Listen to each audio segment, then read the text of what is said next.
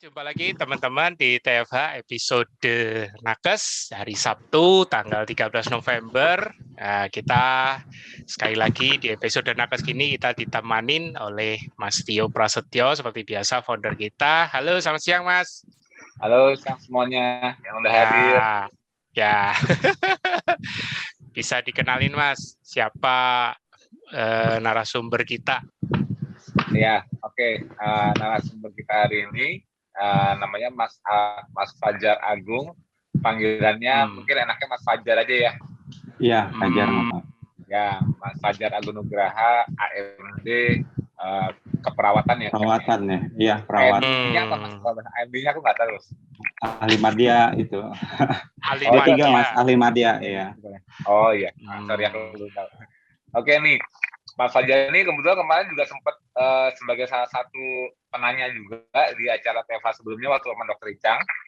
Nah kebetulan Mas Fajar ini kan nakes juga dan ya, infonya Mas Fajar juga belum lama ya, baru mulai juga ya menjalankan TF-nya ya. Belum betul, Mas, ya?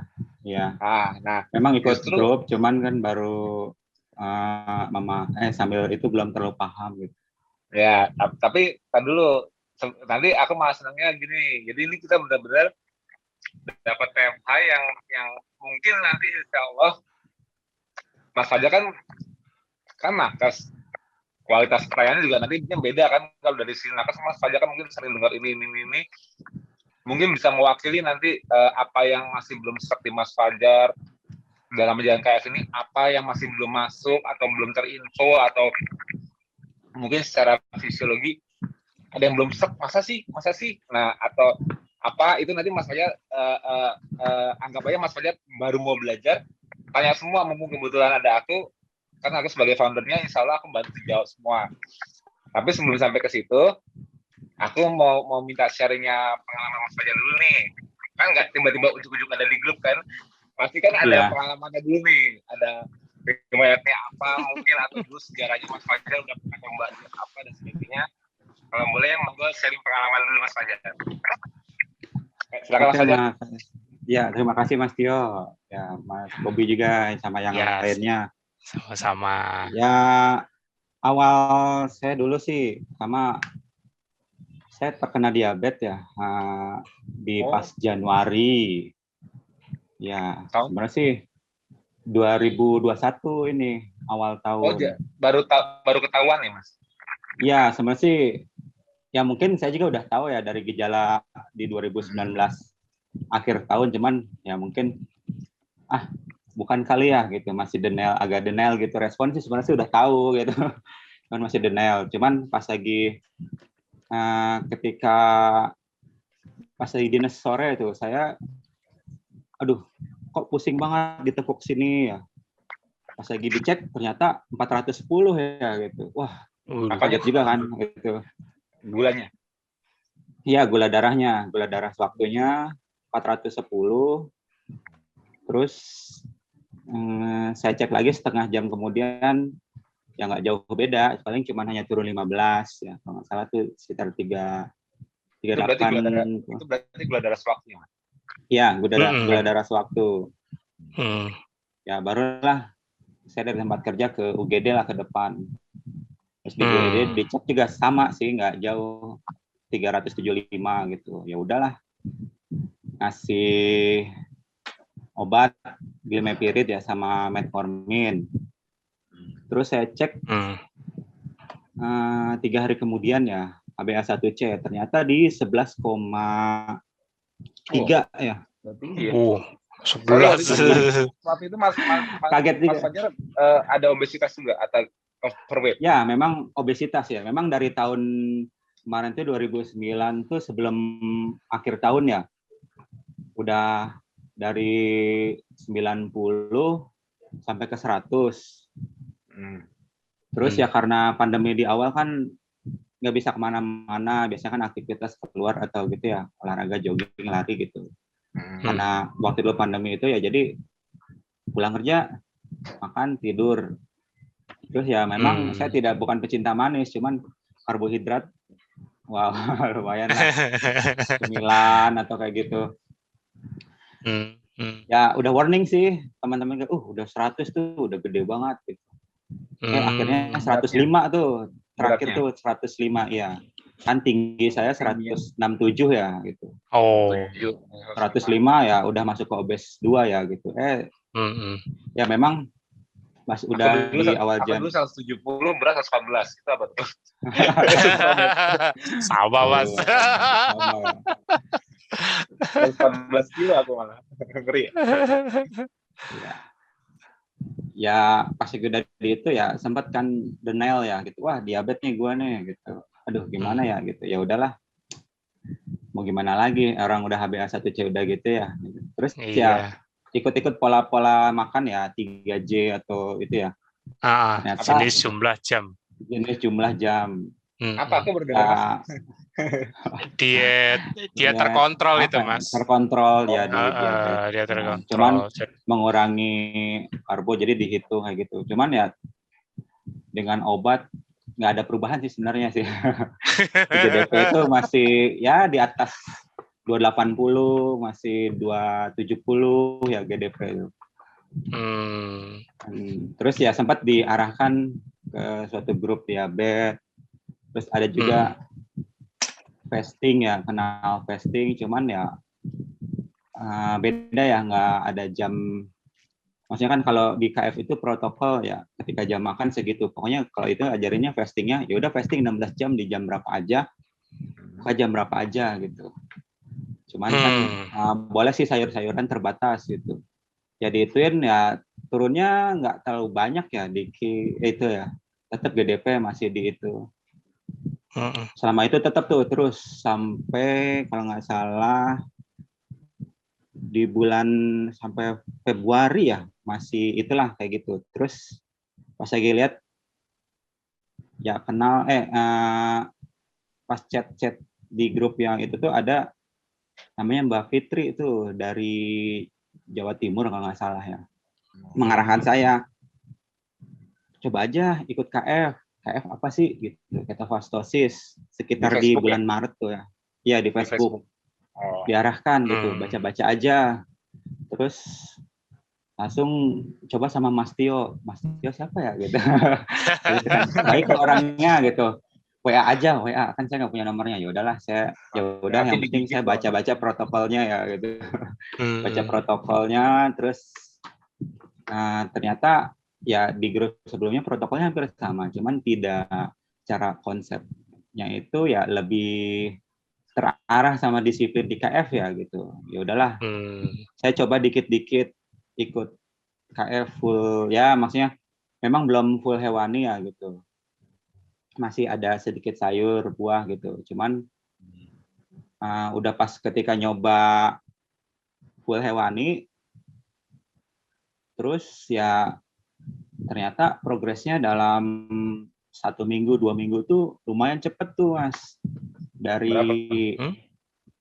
GDP di 170 gitu dalam 2 minggu sampai ke 3 minggu jalan tuh 3 mingguan kalau nggak salah udah di 110 sih GDP tuh. Cuma kan ya memang target saya sih kalau bisa ya GDP serendah mungkin. Saya mau turunkan HbA1c ya. Saya takutnya kan komplikasinya nih kalau diabetes itu. Waduh, udah 11, itu. Makanya pas lagi ke dokter tuh, waktu kontrol ke penyakit dalam, saya sempat udah suntik insulin aja. Terus cuman saya nolak sama dokter penyakit dalamnya. Nggak dok, saya obat dulu. Mungkin saya coba buat pakai nutrisi. Mungkin kan ini pola hidup ya yang saya salah gitu. Ya, makan semaunya lah, zaman-zaman masih mengkarburator ya. Mengkarburator. Zaman-zaman karbu di mana-mana, ya masih suka minum-minuman ya mesen-mesen gitulah, ya gampang. Kita semua pernah gaul, Mas. Kita semua pernah gaul. Ya saya coba-coba buat gitu ya, alhamdulillah ya. Sempat kan, waduh. Makannya kalau full hewani mahal nih langsung gitu. Terus itu ya udahlah kata saya. Ya bingung kan pas lagi jalani makan apa ternyata pas lagi saya lihat contoh gitu. Cuman saya memang nggak komen-komen ya gitu, nggak nulis di Facebook atau gitu, cuman saya baca-baca aja Oh iya, penasaran nih postingan-postingan Mas. gitu. Aku penasaran nih apa sih yang dilihat nyubi-nyubi itu di aku kan soalnya sendiri jujur. Aku yang punya grup-grup KF itu kan kayak misalnya aku kan yang buat grup ketofastosis, fasting on Ya, ketosis. Aku juga buat grup KF Nakes, ya kan? Nah, tapi aku pribadi juga punya yang buat IG ketofastosis Indonesia, tapi aku pribadi nggak bisa megang medsos. Makanya kan aku kan dibantu banyak admin nih.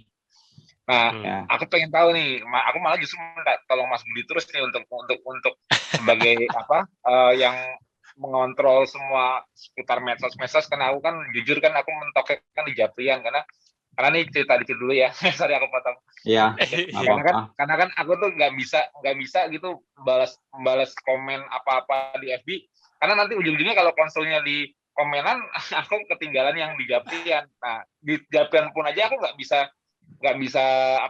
bisa ke aplikasi kayak misalnya Mas Telegram. Mas Budi kan bikin Telegram dulu supaya menghemat Ya, aku nggak bisa. Kenapa? Kalau aku pindah ke Telegram tetap aja ada yang japri di WA, akhirnya semuanya harus itu aku kumpulin semua ke WA. Itulah sebabnya makanya aku kadang-kadang aku sering posting apa-apa tapi nggak bisa ngelayanin pertanyaan di postingin lah atau apa komen.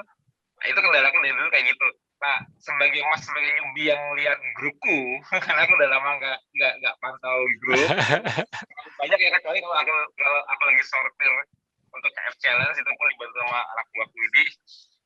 Aku pengen tahu yang Mas lihat pertama kali saat masuk ke grup FB itu, ya, Mas cari infonya caranya gimana? Boleh cerita nggak Mas? ya Cara dari Mas cari member-member aja ya, dari member-member di KF gitu. Mas nggak? Kalau Mas nggak? Aku pengen nanya, Mas harus jujur. Mas nggak kalau di bagian atas postingan begitu buka grup itu ada announcement, ada pengumuman. Kalau di aplikasi masing-masing mungkin ada dalam bahasa Indonesia ya, pengumuman Ya. gitu saya. Kalau aku sih di Windowsku, maksudnya di layarku kalau buka MB sih announcement. Mas nggak kalau di paling atas ada announcement? Ya, ada pengumuman buat yang protokol gitu-gitu ya. Nah iya, itu mas begitu masuk sempat baca nggak? Baca, kan panjang banget tuh, sampai ke ada HC, itu kan diarahkan ke grup, ke website KF juga ya, kalau nggak salah kan. Gitu. Iya.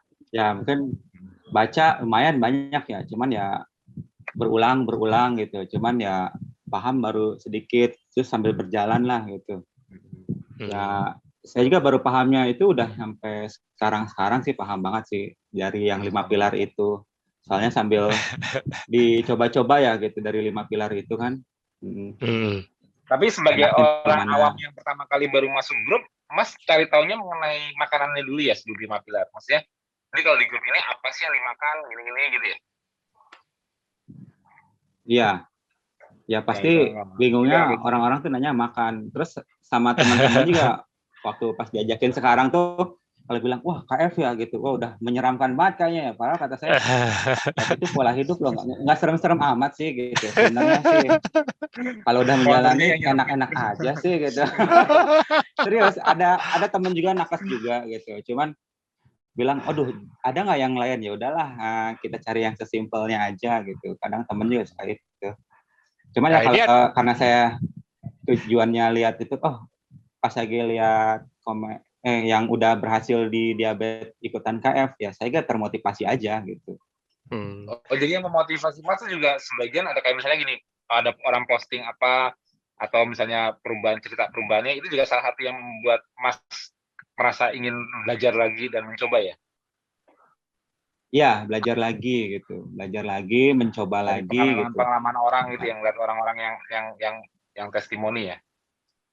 Iya, testimoni kan mereka tuh bisa lepas gitu.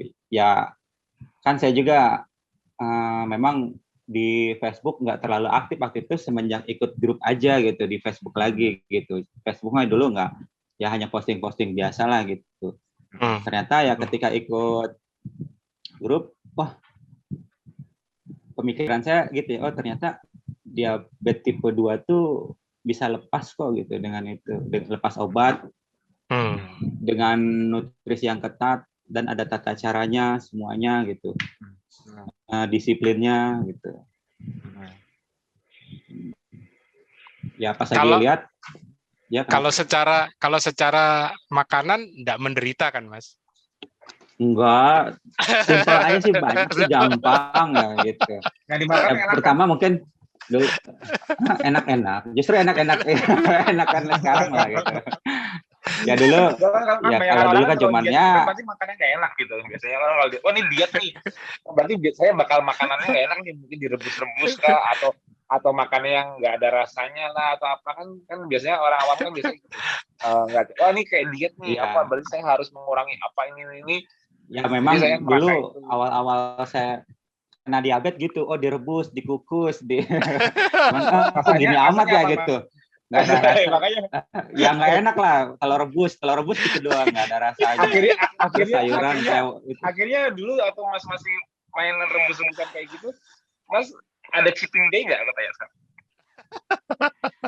Ya ada lah gitu yang namanya. Akhirnya pas lagi jalanin rebus, akhirnya aduh nggak kuat nih, akhirnya cheating dulu, akhirnya baru rebus lagi.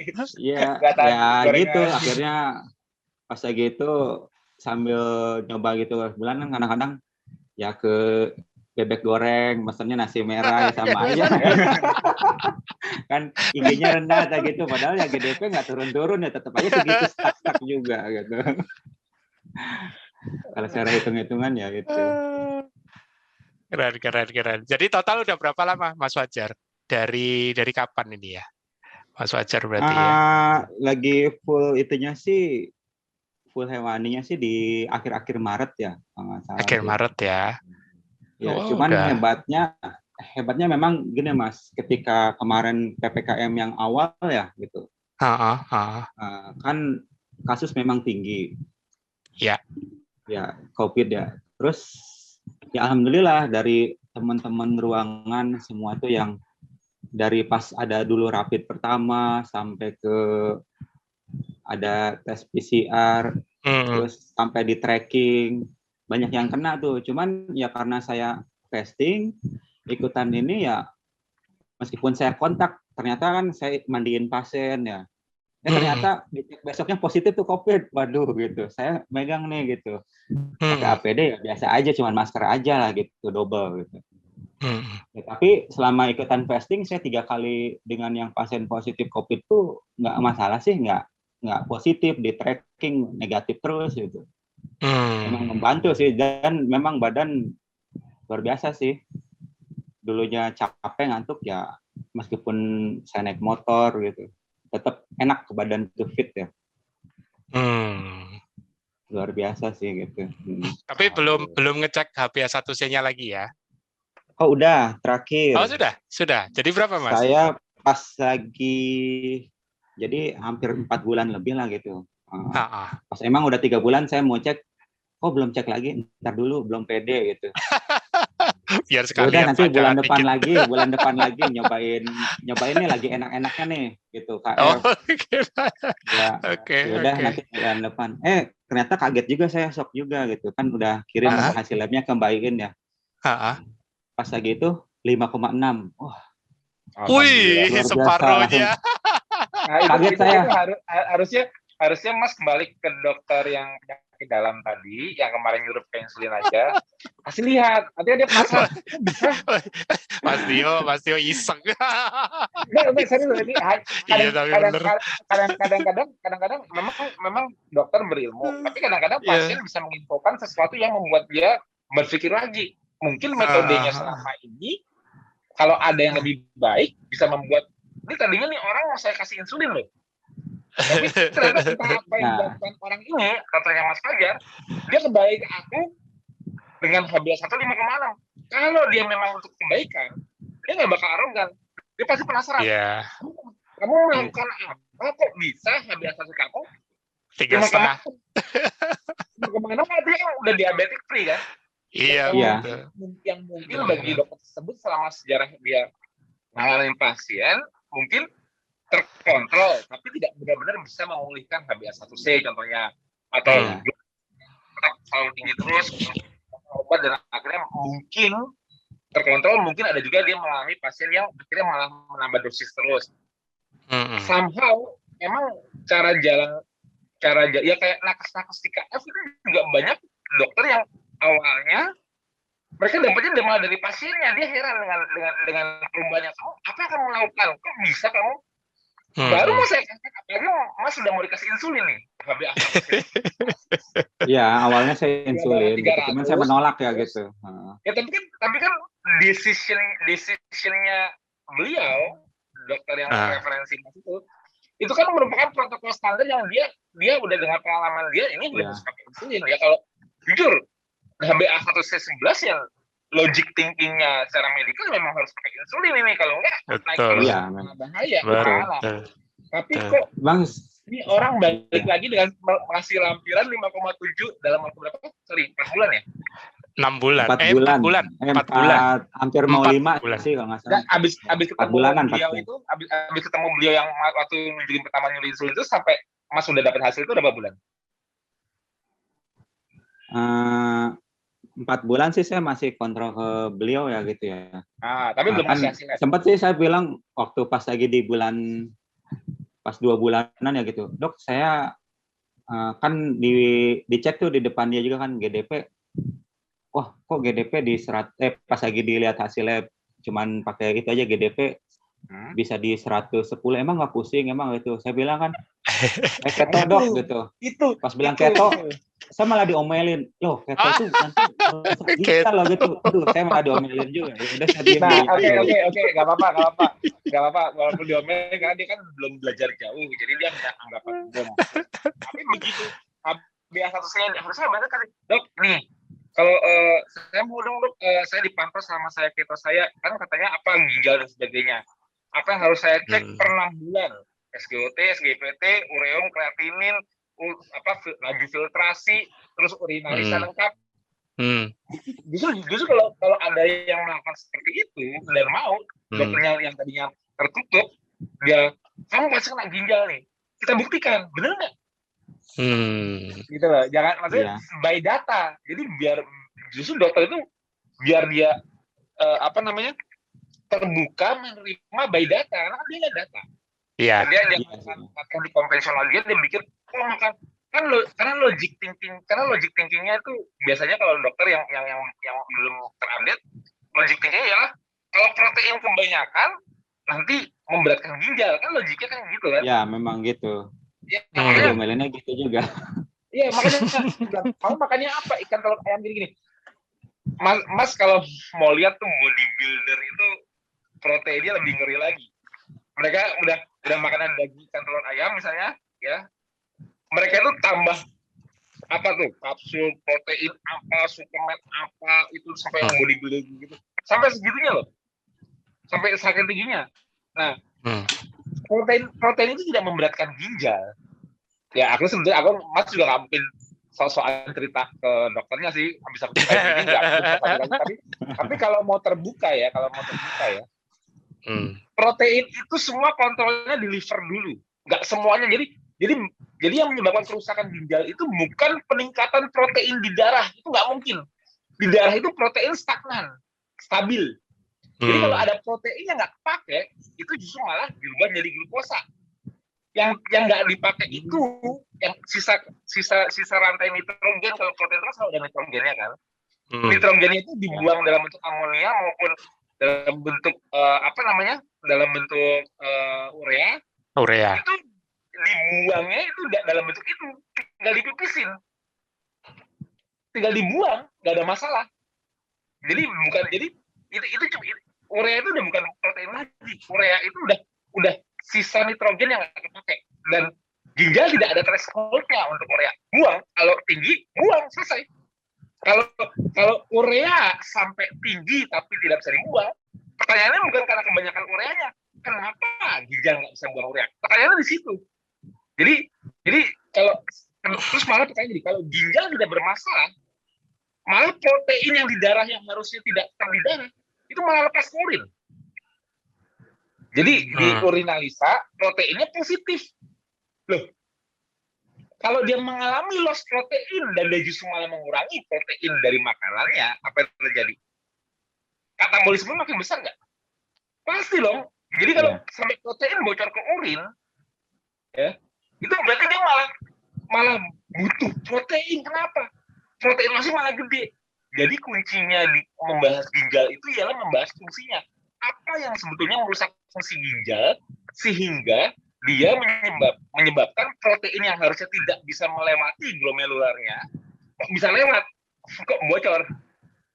Nah, yang merusak itu dua hal. Tekanan.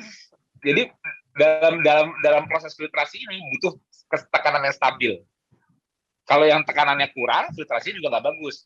Tekanannya ketinggian, merusak jalur filtrasinya, yaitu glomerularnya. Jadi yang paling terkenal merusak ginjal itu satu dulu, tensi dulu. Mau seseorang nggak pernah makan banyak-banyak ikan, makan ikan cuma satu, telur cuma satu. Tapi kalau tensinya tinggi, bohong kalau filtrasinya nggak makin turun. Bohong kalau akhirnya proteinnya nggak turun. Dia yang dimakan cuma ikan satu sepotong sehari. Telur satu, saking takutnya dengan protein. Tapi naikin aja tensinya. Sama. Kedua, gula darah. Gula darah yang tinggi terus menciptakan oksidatif stres di mana-mana. Nggak hanya itu, pembuluh darahnya rusak karena gula darah tinggi. Nggak usah pembuluh darah. Podosaitnya, sel-sel di ginjalnya rusak semua. Karena itu. Cuma gula darah tinggi. Orang yang gula darah tinggi, dia malah mungkin kebanyakan nasinya, ikannya dikit, telurnya dikit, proteinnya sedikit. Terusin aja gula darah tinggi. Dijamin, bentar lagi filtrasi rusak, proteinnya bocor kulit. Jadi, analoginya bukan makan protein itu yang membuat proteinnya jadi bukan protein gue makan kebanyakan, akhirnya protein gue keluar di urin, dibuang-buang. Tidak seperti itu. Tapi memang kebanyakan medikal konvensional masih melihat ginjal yang rusak itu proteinnya keluar ke urin. Berarti protein kelebihan. Enggak seperti itu fisiologinya. Jadi memang aku ya kalau kita nerangin ulang ke dokter kan susah. Kalau mereka belum mau terbuka. Justru saranku gini. Begitu habis dimarahin, minta tetap datang ke dokter yang sama. Labnya dilengkapin. Selama menjalani KS, labnya dilengkapin. Dikasih lab gula darah, tensi juga terlalu terukur, ya, dan dikasih hasil ureum kreatinin, EGFR, urinalisa, pantau terus. Per 6 bulan, nggak usah lama, jangan setiap saat, mahal. Per 6 bulan, kasih terus. Terakhir juga udah sih. Walaupun butuh waktu, nanti akhirnya terbuka dia. HbA1-nya juga lapor itu HbA1-nya. Nanti malah pernah dikasih juga sih itunya, cek lipid kan nggak saya lengkapin tuh. Pas terakhir itu di April tuh kan ternyata nggak OT-PT-nya OT-nya 13, PT-nya ya. Itu SGOT-nya 12, triglyceridnya 66, LDL 144. Apa nggak kaget? HDL 53. Masa beliau kan lihat apa nggak kaget dari iya langsung mau dikasih insulin loh tadinya, itu kan udah parah banget, triglyceridnya parah, ada yang rendah. Iya kan lihat kok TG-nya gitu ya gitu. Nggak tahu dong gitu. Saya by data kayak gini kalau benar-benar masih mau ongoing learning, dia justru malah harusnya bertanya balik sama pasiennya. Apa yang kamu lakukan sehingga HbA1c kamu bisa normal tiba-tiba, HDL kamu bisa meningkat, triglycerid kamu bisa turun. Semua penanda insulin resistan membaik, dan BMI-nya dia lihat nggak kalau masih makin terus, BMI-nya membaik nggak? Iya lihat sih memang makin kecil gitu. Cuman kan saya memang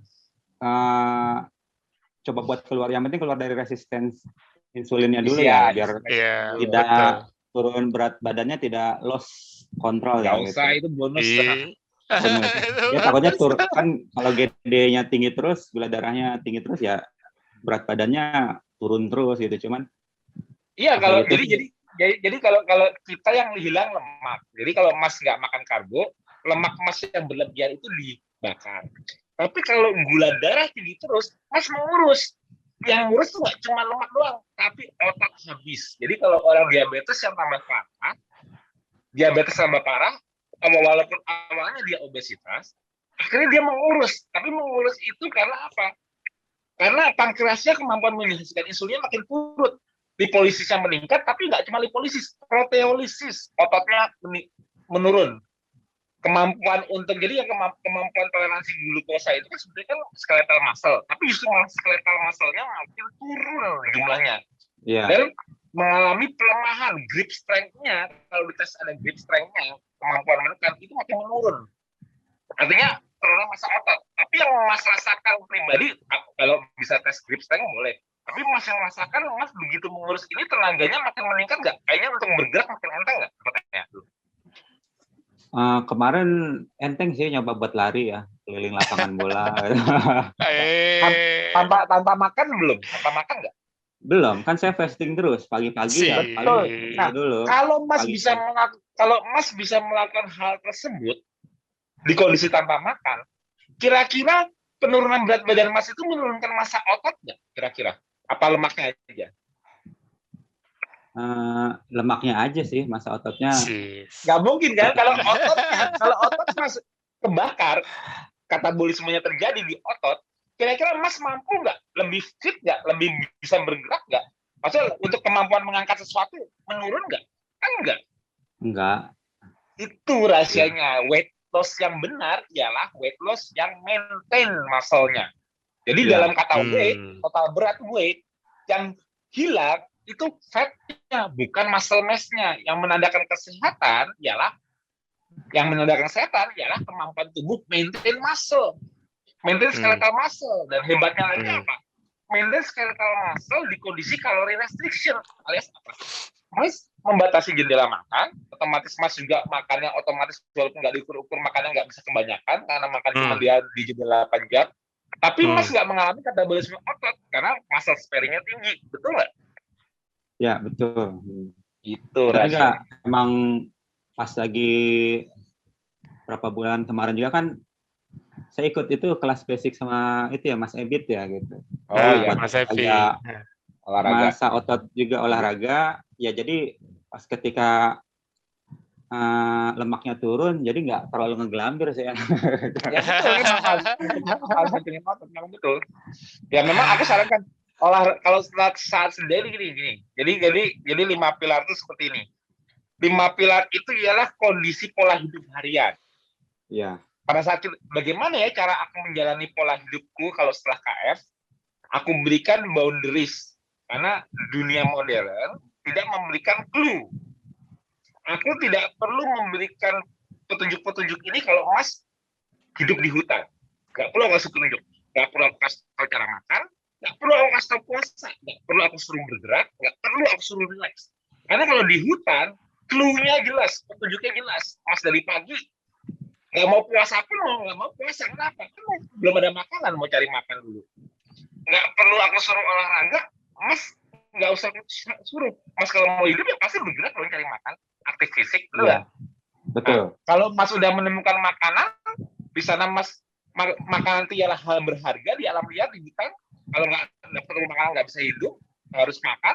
Begitu nemuin makanan, Mas relax alami, tanpa beban pikiran, tanpa harus tugas apa, yang penting makan waktu kamu udah relax, tenang.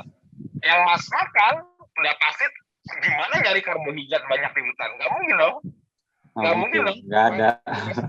Nggak mungkin dong Mas misalnya ketemu kambing lagi makan daun-daunan, nggak mungkin Mas rebutan sama daun sama kambing. Ikutan. Ya, makan kambingnya aja. Kambingnya kan? Ya kan? Nah, oke. Okay. Jadi nggak perlu kasih tahu harus makannya apa di hutan. Dan apalagi masalah tidur, udah pasti nggak perlu dikasih tahu banget kalau di hutan. Mas udah gelap, Mas bakal api unggun, mau tidur jam berapa? Bener nggak? Ya. Ya, tapi kalau Mas sekarang posisinya di kota, kira-kira perlu diingetin nggak Mas cara hidup seperti di alam liar? Kalau nggak Mas, banget. Kalau nggak Mas mikir kenapa ya saya harus makannya nanti siang? Sekarang saya pagi-pagi juga udah ada makanan kok. Ya, ya betul makanya gak? Pas betul 5 pilar itu kan dulu ikut grup yang fasting sebelumnya kan 16-8, tapi terserah bebas di jam berapa aja. Ternyata GDP juga acak-acakan. Kadang naik, kadang turun. Nah ini Mas, sebelum Mas lanjut dulu, aku potong sebentar. Aku mau ngasih tahu yang disebut intermittent fasting. Di KF itu awal mulanya orang-orang cuma skip sarapan. Mas skip sarapan itu udah 16 jam puasa. Ya iya. Iya, udah. Jadi kondisi KF, jadi gini, yang aku maksud dengan puasa intermittent fasting KF itu bukan puasa yang dalam kondisi awake terjaga. Jadi puasa 16 jam itu ialah puasa dalam dua kondisi. Dalam dua kondisi yang berbeda. Oke. Jadi puasa di kondisi tidur dan puasa di kondisi terjaga. Totalnya 16 jam. Justru kalau 16 jam itu dilakukan tanpa tidur, itu malah nggak boleh. Artinya apa? Stresnya terlalu besar di tubuh. Ngerti nggak? Ya. Stresnya terlalu besar di tubuh. Nggak boleh. Nggak boleh melakukan puasa panjang 16 jam, tapi nggak ada zona tidurnya. Karena tidur itu kan kita tidak makan dan tidak minum. Betul dong? Makanya yang terhitung puasa itu sejak jam 8 malam sampai jam 12 siang. Dan malah saranku kalau bisa tidurnya sebelum jam 8. Jadi begitu kita jam 8 udah start TF, kita itu sudah dalam kondisi santai, rileks tidur. Jadi puasa di malam harinya itu ialah puasa di mana stresnya sangat rendah, rileksnya sangat tinggi. Kenapa? Karena tidur.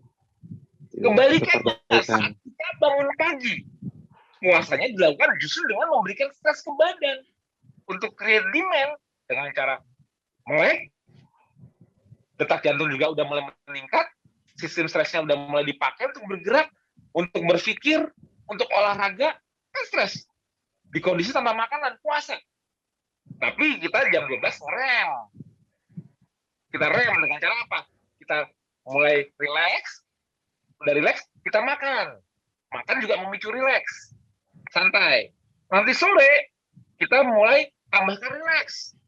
Tadinya kita udah masukin makan untuk menurunkan stres fisiologi, stres psikologi yang dari berpikir seharian, disuruh kerja ini, mulai sore-sore dilepas pelan-pelan. Kalau masih kerja, it's fine. Tapi volume load kerjanya mulai kurangin. Sampai di rumah, misalnya udah maghrib apa-apa, dah sumber stresnya yang masih ada di pekerjaanku masih ada yang belum beres ini. Itu semua masih ada hari esok. Taruh di pagi-pagi. Karena apa? Kita mau menurunkan detak jantung, itu rahasianya. Kita mau menurunkan detak jantung. Kalau detak jantung kita masih tinggi terus, nggak bakal bisa masuk tidur, itu aku jamin. Kita malah aware terus, arousalnya tinggi terus. Jadi pentingnya kita udah mulai sore mulai start relaksasi atau menurunkan load, volume stres dari psikologi maupun fisik, karena kita mempersiapkan diri untuk pingsan, tidur. Untuk tidur pingsan dengan kondisi detak jantung yang lambat, butuh juga detak jantung yang udah mulai melambat. Bukan dalam tinggi, terus kita harapkan langsung tidur, langsung lambat tiba-tiba. Nggak bisa. Nggak mungkin. Kita harus membentuk dulu. Kalau masih di hutan, nggak pernah pelajarin. Mas udah makan, kenyang, santai, mau mikir apa ya? Ini di hutan nggak ada utang. Nggak ada apa. Juga nggak perlu kasih tahu, mas pasti tidur cepet kalau di hutan. Nggak usah dikasih tahu. Tapi kalau di sini, aku harus kasih tahu.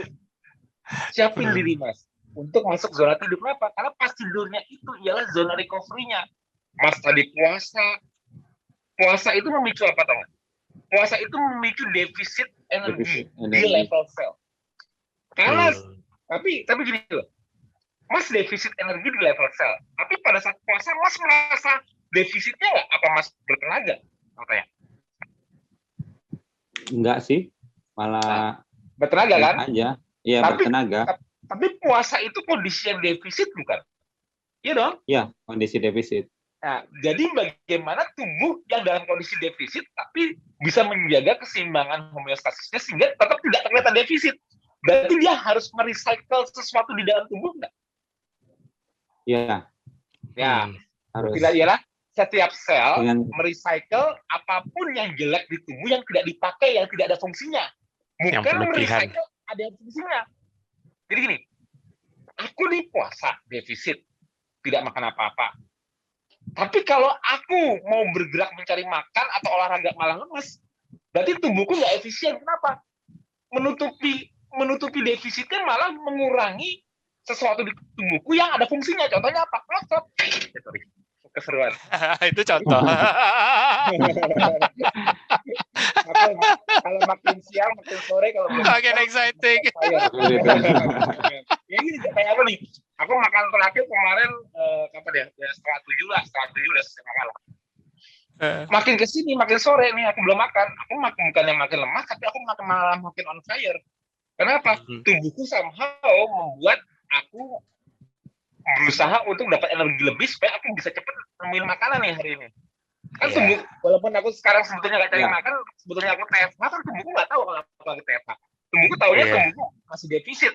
Jadi untuk meng-cover defisit ini, aku harus menemukan makanan. Makanya tubuhku memberikan aku ekstra energi nih, aku makin fresh, makin greng, makin excited karena aku belum makan. Tapi basic tubuhku menyuruh kayak gini sebenarnya supaya aku untuk makan. Tapi aku tahan biar aja. Aku nggak menggunakannya untuk cari makan, tapi aku menggunakannya untuk berpikir. Aku makin jernih berpikirnya nih. Kalau kalau belum makannya kayak Mas kalau pernah datang ke seminar, tapi Mas belum pernah nih. Kalau aku dulu waktu seminar offline, saya ada yang datang. Di seminar offline itu aku justru harus nyari aku nggak makan dulu, supaya aku bisa jreng jelasin semuanya gampang. Itu teknikku untuk dapetin brain clarity. Jadi energi yang aku dapetin ya brain clarity. Tapi untuk memenuhi ini ya tunggu melakukan recycle dari hal-hal yang tidak diperlukan. Yang hal-hal yang justru malah merusak. Agregat protein, detox malah dibersihkan, apapun yang bisa dijadikan energi dipakai dulu. Dan juga yang pasti bukan dari gudang dong, dari pipi perut paha kita dipakai dong untuk maintain kita stabil energi seperti ini, maintain supaya kita fresh seperti ini, tenang, calm, bisa berpikir jernih di kondisi tanpa makanan. Untuk melakukan ini aku belum sehat. Hari ini apapun yang aku tadi pagi udah nge-gym, aku udah latihan sirkuit training tadi pagi. Tapi itu semua baru aku memberikan demand ke tubuh. Aku memberikan stres ke tubuh secara fisik, secara pikiran aku nggak mau stres. Tapi berpikir kayak gini, menjelaskan kayak gini kan juga pakai stress system dong, pasti dong. Nah, tapi semua ini bukan sehat. Apa yang aku lakukan hari ini, aku bakal menjadi sehat. Nanti nih aku buka nih, udah disiapin bebek nih sama istri. Aku makan bebek ya. Jangan ngiri ya. Aku makan bebek. Saat makan itu aku belum sehat. Aku memberikan bahan bakunya. Jadi membuat tubuhku stop menggunakan apapun dari dalam tubuh. Stop recycle-nya. Tadi jadi recycle apapun yang jelek-jelek. Begitu aku masuk makanan, semua proses recycle untuk maintenance di stop semua. Kenapa? Karena aku udah memasukkan makanan dari luar. Nah, begitu nanti aku makan, aku lebih rileks lagi. Rileksnya dua-duanya. Secara fisik, makin tenaga aku malah berkurang, aku dibuat lemas, kenyang, karena energinya mau ke pencernaan untuk mengolah makanan. Digestion itu kan butuh investasi untuk memecah semua makanan kan. Justru energinya harus terfokus di pencernaan dulu kan. Makanya begitu aku masuk makanan, nanti aku dibimbing untuk rest, senderan, santai, aduh kenyang, and membiarkan terjadi digestingnya di sini. Udah, aku sambil santai. Nah, posisi dulu biasanya kalau nonton Netflix-nya, udah handphone taruh, jawabin nanti besok. Santai, relax. Ntar aku udah habis kenyangan gini nggak lama, 15-30 menit kemudian habis kenyangan, aku nonton seru aja. Habis udah nguap-nguap gini, udah ajar sholat. Pas sholat bisa kalau aku kenyangan, aku udah di ruangan ngantuk. Justru kalau aku udah makan sampai kenyang, aku nggak bisa excite kayak gini, nggak bisa squat sekarang. Aku malah melemah. Makan itu melemahkanku, serius. Makan itu justru malah melemahkan secara fisik dan melemahkan kemampuanku berpikir. Aku nggak bisa. Makanya aku udah nggak mau buka japri karena udah kenyang, nggak fokus aja masalah jawab. Ini orang nanya apa, aku nggak bisa analisa lagi, udah nggak bisa mikir. Makanya kalau aku habis gini-gini gampang ya, udah makan kenyang karena energinya semua ke pencernaan, otak pun juga nggak bisa maksimal lagi seperti sekarang. Nah, karena makan itu memicu sistem sarafnya, namanya sistem saraf secara otonominya ialah rest and digest. Nah, kalau aku udah kenyang makan kekenyangan kayak gitu, udah relax dan rest and digest masuk, udah muak-muak, itu udah clue untuk tidur. Habis istirahat saya masuk kamar. Nah, kadang-kadang pas masuk kamar, kadang-kadang aku juga belum langsung tidur, masih kayak, tapi yang penting udah gelap semua. Udah gambling aku udah gas semua. Kalau udah posisi anak lari itu kita memang nggak harus tidur, itu masih 7:30 biasanya tuh. Nanti bener-bener aku sekitar jam 8 malam mungkin ya. Aku soalnya nggak mau ngeliat jam, nggak ada jam juga di kamar. Yang penting aku udah merem santai. Nah, tapi biasanya orang ya, aku sih kadang-kadang aku tunda jam 11 aku masih dapat tidur. Tapi rata-rata orang kalau sinyal ngantuknya dia tunda-tunda, antar aja deh masih seru ini atau dia kayaknya hari ini gue belum puas sesuatu, gue masih mau nonton bola biar gue senang, atau gue mau nonton apa, nanti dia tidur jam 10, nanti dia tidur jam 11. Begitu ditunda, rasa kantuk yang muncul di awal nanti malah bisa nggak ngantuk sama sekali. Memang seperti itu sih Mas. Iya. Nah kalau udah ngantuk sama sekali nanti malah tidurnya jadi makin sulit. Itu yang aku bilang, sinyal ngantuk ini harusnya nih ya, ini Mas sekarang aku nanya ke Mas nih, Mas jujur, Mas harus jujur ya. Setelah Mas tidak makan karbo dan mengalami secara fisiologi yang disebut ketosis, Mas kalau udah harinya gelap, terasa lebih cepat ngantuk dari sebelum KF nggak? Ya. Setuju ya? Jujur ya. Soalnya kalau rasa udah bawa mobil nih atas jam 10 malam nih, aduh ngantuk banget ya, nggak kuat. Ya. Beda nggak kayak waktu masih makan karbo? Ya, beda. Oke, berhenti dulu. Jadi sebelum Mas tahu atau belajar 5 pilar di KF, dengan tidak makan karbo yang secara fisiologi menimbulkan fisiologi ketosis, kita dibimbing untuk cepat tidur sesuai dengan sirkadian ritme manusia di alam liar nggak? Secara nggak sadar, kalaupun Mas nggak pernah aku tulis tuh 5 pilar, kira-kira Mas, tubuh Mas sudah membimbing Mas untuk bisa tidur cepat nggak? Sebenarnya? Iya, sudah itu. Oke, dulu. Sepakat ya? Nah, tapi kalau aku tanya lagi, kalau di alam modern, mungkin nggak Mas dalam posisi nguap kayak gitu, tapi tahan deh, soalnya gue masih ada kerjaan, tahan deh. Mungkin nggak ada kayak gitu? Mungkin. Ada interupsi, mungkin kan? Sangat mungkin. Jadi walaupun fisiologi ketosis secara alami memperbaiki sirkadian ritme kita, perlu tetap diingatkan nggak dengan tulisan? Perlu diingatkan itu. Ya, kalau nggak, kita yang harusnya adaptasi ketosis yang bagus malah mau adaptasi nggak kalau kita nggak ngikutin insting yang diberikan di awal, betul nggak? Iya, betul. Oke, situ dulu ya. Ini aku sedang emang nyumbi nih kayak gini. Jadi harus dapat esensinya dulu. Jadi aku pengen Mas Fajar jalanannya nggak kesandung-sandung di depan, nggak tiba-tiba nanti apa kesandung jatuh apa. Pokoknya ilmunya dapat dulu hari ini. Nanti menjalankannya sering waktu ya nanti boleh juga konsul sama aku kalau ada apa-apa. Tapi tetap fondasi dasarnya kenapa aku buat 5 pilar itu bukan 5 pilar itu karangan Mas Tio. Aku nggak larang-larang. Ini terjadi. Benar nggak? Sebelum orang tahu apa 5 pilar, aku membuktikan kenapa akhirnya harus aku tulis. Karena seperti ini. Oke. Kalau pagi, Mas jujur, langsung lapar nggak? Enggak sih. Gitu. Kalau ya, pagi enggak. Ya. Biasanya kan rutin olahraga, pagi jalan. Aku mau nanya perbandingannya antara Mas waktu masih makan karbo dengan nggak makan karbo seperti sekarang. Beda nggak rasa di pencernaan ya pagi-pagi? Beda banget, jauh. Bedanya apa? Kalau dulu makan karbo gimana, kalau sekarang gimana? Ya kalau pagi waktu masih mengkarbo sibuk nyari nasi uduk sama bubur ya. Karena apa? Karena Mas pengen apa Mas sudah mulai berasa lapar? Udah mulai berasa lapar karena otak udah meminta ya. Oh nih belum ada masuk nih gitu, belum ada gula. Kalau sekarang dengan nggak makan karbo aja, dengan Mas sudah mencapai ketosis, kira-kira apa yang dirasakan di pagi hari? Ya seger ya gitu, karena seger ya. Oke ya, maksudnya seger. Mas ada kayak semacam kayak kok bawahnya seperti, terus ada merasa kayak pengen bergerak nggak? Kayak nggak bisa diem. Iya. Iya. Ada hasrat seperti pengen bergerak nggak?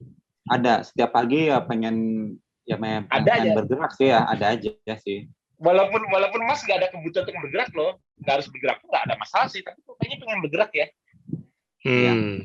Nah, sekarang aku balikin. Kalau dengan modal tidak makan karbo dan ketosis membuat secara tidak sadar, gue belum baca 5 pilar nih, tapi kok gue belum lapar ya? Artinya untuk skip sarapan udah nggak? Udah kan? Udah. Dan nggak ada yang nyuruh olahraga, nggak ada yang nyuruh masih bergerak, tapi kok bawahnya pengen bergerak. Betul kan? Jujur tadi kan aku nanya jangan saya jujur, masa pengen bergerak ya? Kayak nggak bisa diem nggak? Nah, berarti fasting dan moving-nya aku tulis sebagai 5 pilar itu sebetulnya tanpa ditulis pun kondisi ketosis sudah mendorong mas untuk melakukan itu nggak? Sudah mendorong itu. Oke, nah ini pertanyaan yang paling harus jujur nih yang ketiga. Tadi tidur udah, fasting udah, moving udah. Dengan modal, ini semua terjadi dengan modal di feedingnya nggak makan karbo. Kok terjadi alami ya? Sekarang harus jujur, benar-benar harus jujur. Mas nggak boleh, kalau memang masa enggak, ngomong aja. Kira-kira Mas lebih kalem nggak dibanding sebelum makan karbo? Kalau ada masalah, troubleshooting atau Mas gampang lebih mudah untuk relax, santai nggak? Meledak-ledak misalnya apa? Aku nggak tahu psikologi sifat Mas dulu, Mas sekarang kan juga nggak tahu. Mas jujur cerita sendiri. Secara psikologi yang bertanya sekarang, apa yang Mas rasakan bedanya waktu makan karbo dengan tidak makan karbo? Cerita dulu itu. Ya pas lagi makan karbo memang emosian itu jelas ya gitu. Bukan aku yang ngomong loh, aku nggak ngomong ya. Ketika udah ini harus ketika udah ikutan KF ya memang bisa menekan ya. Jadi kalau yang itu ya tetap emosi cuman nggak meneruskan ya. Oh ya udahlah gitu. Jadi lebih enak ya menekannya juga lebih enak, lebih enjoy, santai ya gitu. Udahlah. Ini gitu. ini jujur ya, ini bukan karena Mas, aku nggak mau gara-gara aku nggak mau audiensnya ini yang nonton bilang dia kan langsung jaga image apa. Enggak, memang benar Mas gitu. Mungkin ya waktu mengkarbo kan ya jauh lah berubah ya. Darinya ya pengen apa nggak sabaran atau kayak gitu ya mungkin ya kayak gitu aja kalau udah lapar nih gitu jadinya nggak enak nih pengen gitu tapi ya kalau makan orang pengen makan orang ya sama kayak gitu rasanya gitu jadi kalau udah ini kejujuran orang ya. Jadi 5 pilar itu bukan dibuat berdasarkan karanganku ya. Ini kejujuran orang yang aja belum bahas 5 pilar, nggak tahu apa itu 5 pilar, tapi begitu dia ketosis dia merasakan semua itu terjadi. Benar nggak Mas? Ya, saya merasakan. Jadi saya memang ketika ikutan KF sampai sekarang saya tetap mempelajari respon tubuh saya. Kalau misalnya pilar itu tidak terlaksana salah satu, ya tetap nanti karena saya diabetes pasti metabolismenya kacau gitu. Jadi, sekarang aku mau ngetes kejujuran lagi nih Mas. Ngetes kejujuran. Harus menjujur Mas apa adanya aja. Dulu waktu Mas makan karbohidrat, kan Mas jujur gampang emosian. Saya gini, gampangnya. Gampang moodnya berubah deh, gampang gini. Moodnya gampang berubah, moodnya. Betul nggak? Ya, betul. Nah, untuk mengembalikan mood itu Mas makan apa? Jujur. Apa yang Mas cari supaya moodnya kembali membaik? Ya cemilan, kalau nggak cemilan ya minuman. Minuman yang kalau bisa di GrabFood, di GoFood. Ya, cemilan dan minuman itu isinya tinggi apa Mas? Tinggi karbohidrat, tinggi karbohidrat dan gula itu. Ya. Jadi kalau dengan minum itu mood berubah ya, jadi enak lagi gitu. Kalem. Nah, itu mau aku kotakkan dulu. Itu yang mau aku kotak ya. Jadi kita sama-sama troubleshooting. Itu aku kotakkan bahwa ternyata secara awam, secara tidak sadar, untuk memperbaiki mood ternyata bisa dengan makan karbohidrat.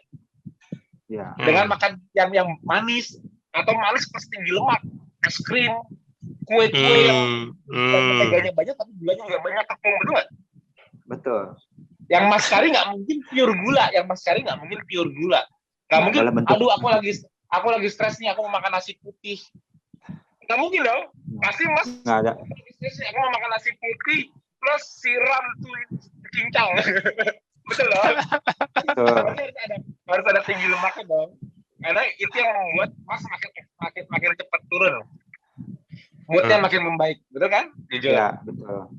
Nah, itulah kadang-kadang orang nggak realize apa yang membuat diabetes ini atau penyakit metabolisme ini menjadi masalah di mana-mana.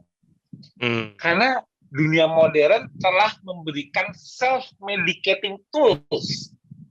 Ya, ingat ya, self-medication, self-medicating. Setiap orang sekarang tahu cara mengobati dirinya. Setiap orang tahu cara mengobati gejala yang dialami. Ternyata carbohydrate craving atau orang-orang yang craving karbo itu ialah orang-orang yang sering menggunakan karbohidrat sebagai medication pengobatan menurunkan gejala. Gejala apa? Gejala contohnya mood, pegel-pegel. Jadi intinya gejala-gejala stres. Kalau tubuhnya stres, secara psikologi mood atau secara fisiologi stresnya dia pegel-pegel atau capek. Begitu dia memasukkan self medication, dia self medicatingnya sekarang nggak ada obat. Tapi pertama kali dilakukan sebelum pakai obat paracetamol atau apa, dia berusaha self medicating dengan apa? Dia tahu yang membuat dia kembali comfort. Dia tahu apa yang membuat dia kembali nyaman. Dia self medicating dengan high carb dan high fat. Atau high carb-nya yang dominan. Kenapa? Dengan ini dia nyaman dulu. Gejala hilang.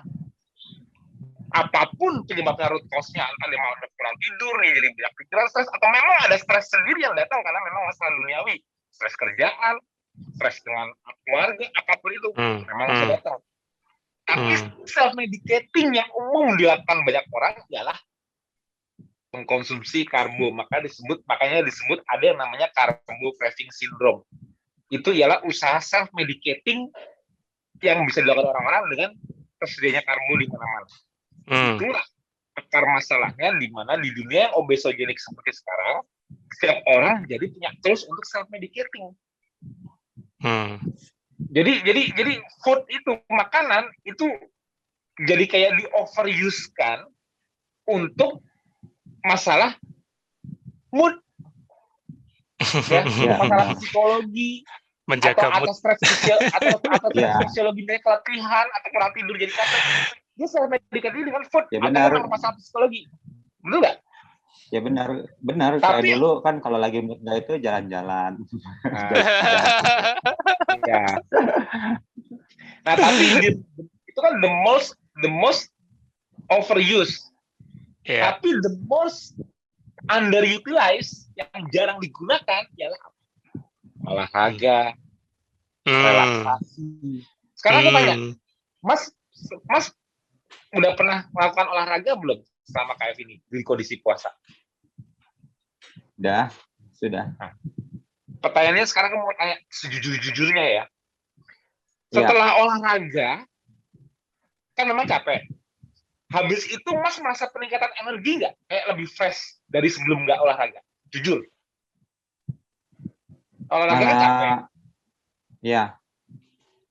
Ya kalau olahraga malah lebih enak sih gitu bawaannya. Dari sebelum nggak olahraga kan?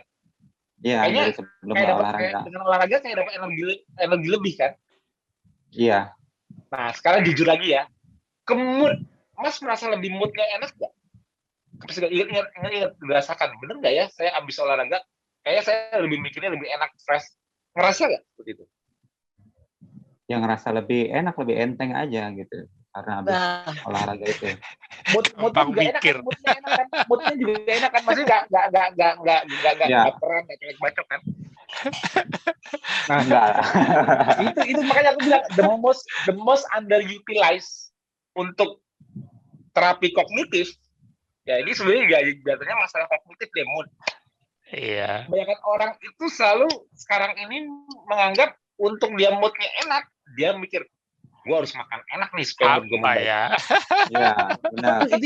Itu yang makanya aku bilang, aduh, mereka nggak tahu sih efek aku nih. Ini hari ini aku lebih fresh dibanding hari sebelumnya karena hari ini, alhamdulillah aku bisa berhasil circuit training. Circuit training itu ialah aku latihan cuman jarak circuit training itu ialah aku latihan 3 jenis. Tadinya harusnya Senin aku latihan. Senin aku kemana Pak? Senin dada, Selasa pundak, terus Rabu punggung, Kamis kaki, Jumat istirahat. Ini aku ulang lagi pundak, punggung, dan pundak, punggung, sama dada. Dada. Nah, itu aku ulas sekaligus cuman dengan jarak 30 detik istirahat. Dari sampai aku tadi ada 16, ada kali aku 16 station. 16 sampai 18 station aku lupa. Itu kalau orang lihat kayak capek banget karena aku butuh waktu 2 jam full, hampir 2 jam, dan dari jam itu aku cuma ada jarak istirahat cuma 30 detik paling banyak.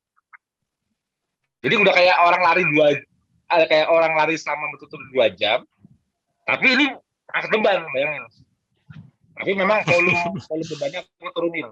Itu kalau orang aku nggak, ini bukan untuk ditiru ya. Sirkuit training itu adalah sesuatu yang strength dan cardio jadi satu. Tapi tau nggak? Hari ini tuh kayak fresh banget, aku seger banget. Pas latihannya tuh kayak orang kecapean banget. Tapi nih kayak ada peningkatan fungal tone. Aku nggak bisa santai. Jadi yang didapat, relax yang didapat dari exercise itu kan memang pada saat exercise itu stres. Aku nggak bohong, exercise itu stres. Tapi yang kita harapkan adalah post exercise-nya. Post exercise-nya itu kita bakal mengalami kayak ada peningkatan energi dan peningkatan mood kita jadi enak, kayak aku santai, kayak bisa berpikir jernih. Ini loh yang the most underutilized, dan kebanyakan yang overuse-nya kayak misalnya gini, kalau ada yang namanya disebut drug abuse, ini carb abuse gitu. Jadi orang sekarang jelas. Makanya gampang kalau ada orang kata stres, paling gampang ya kasih aja karbo, pasti langsung stresnya hilang.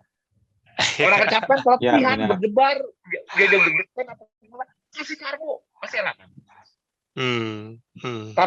Tapi itulah akar masalahnya, akhirnya orang-orang muncul yang disebut namanya insulin resistan, overweight, obesitas, nggak apa-apa metabolisme. Kenapa? Karena orang menganggap karbo itu ialah self-medicating-nya mereka. Dengan masuk karbo, mereka masak enak, sebenarnya mereka melakukan self-medicating. Ya. Oh iya. Itu yang harus ini. Benar-benar. Dan Mas inget deh, Mas kan nggak sadar kenapa ya kalau saya bisa punya diabetes. Mas melakukan hal yang sama nggak? Ya jujur. Ya semenjak abis ini kan review ke belakang ya kayak gitulah. Jadi kebiasaan yang jelek ini, terus makanya pas lagi ketika berobat pun ke dokter, ketika ditawarkan insulin saya menolak. Oh saya bisa kok berubah gitu. Orang dulu memang saya jelek, sekarang saya mau coba. Oke lah, bisa berubah untuk itu. Akhirnya kan ya ketemu jodohnya di KF, ikut juga akhirnya langsung lebih bagus ya itu.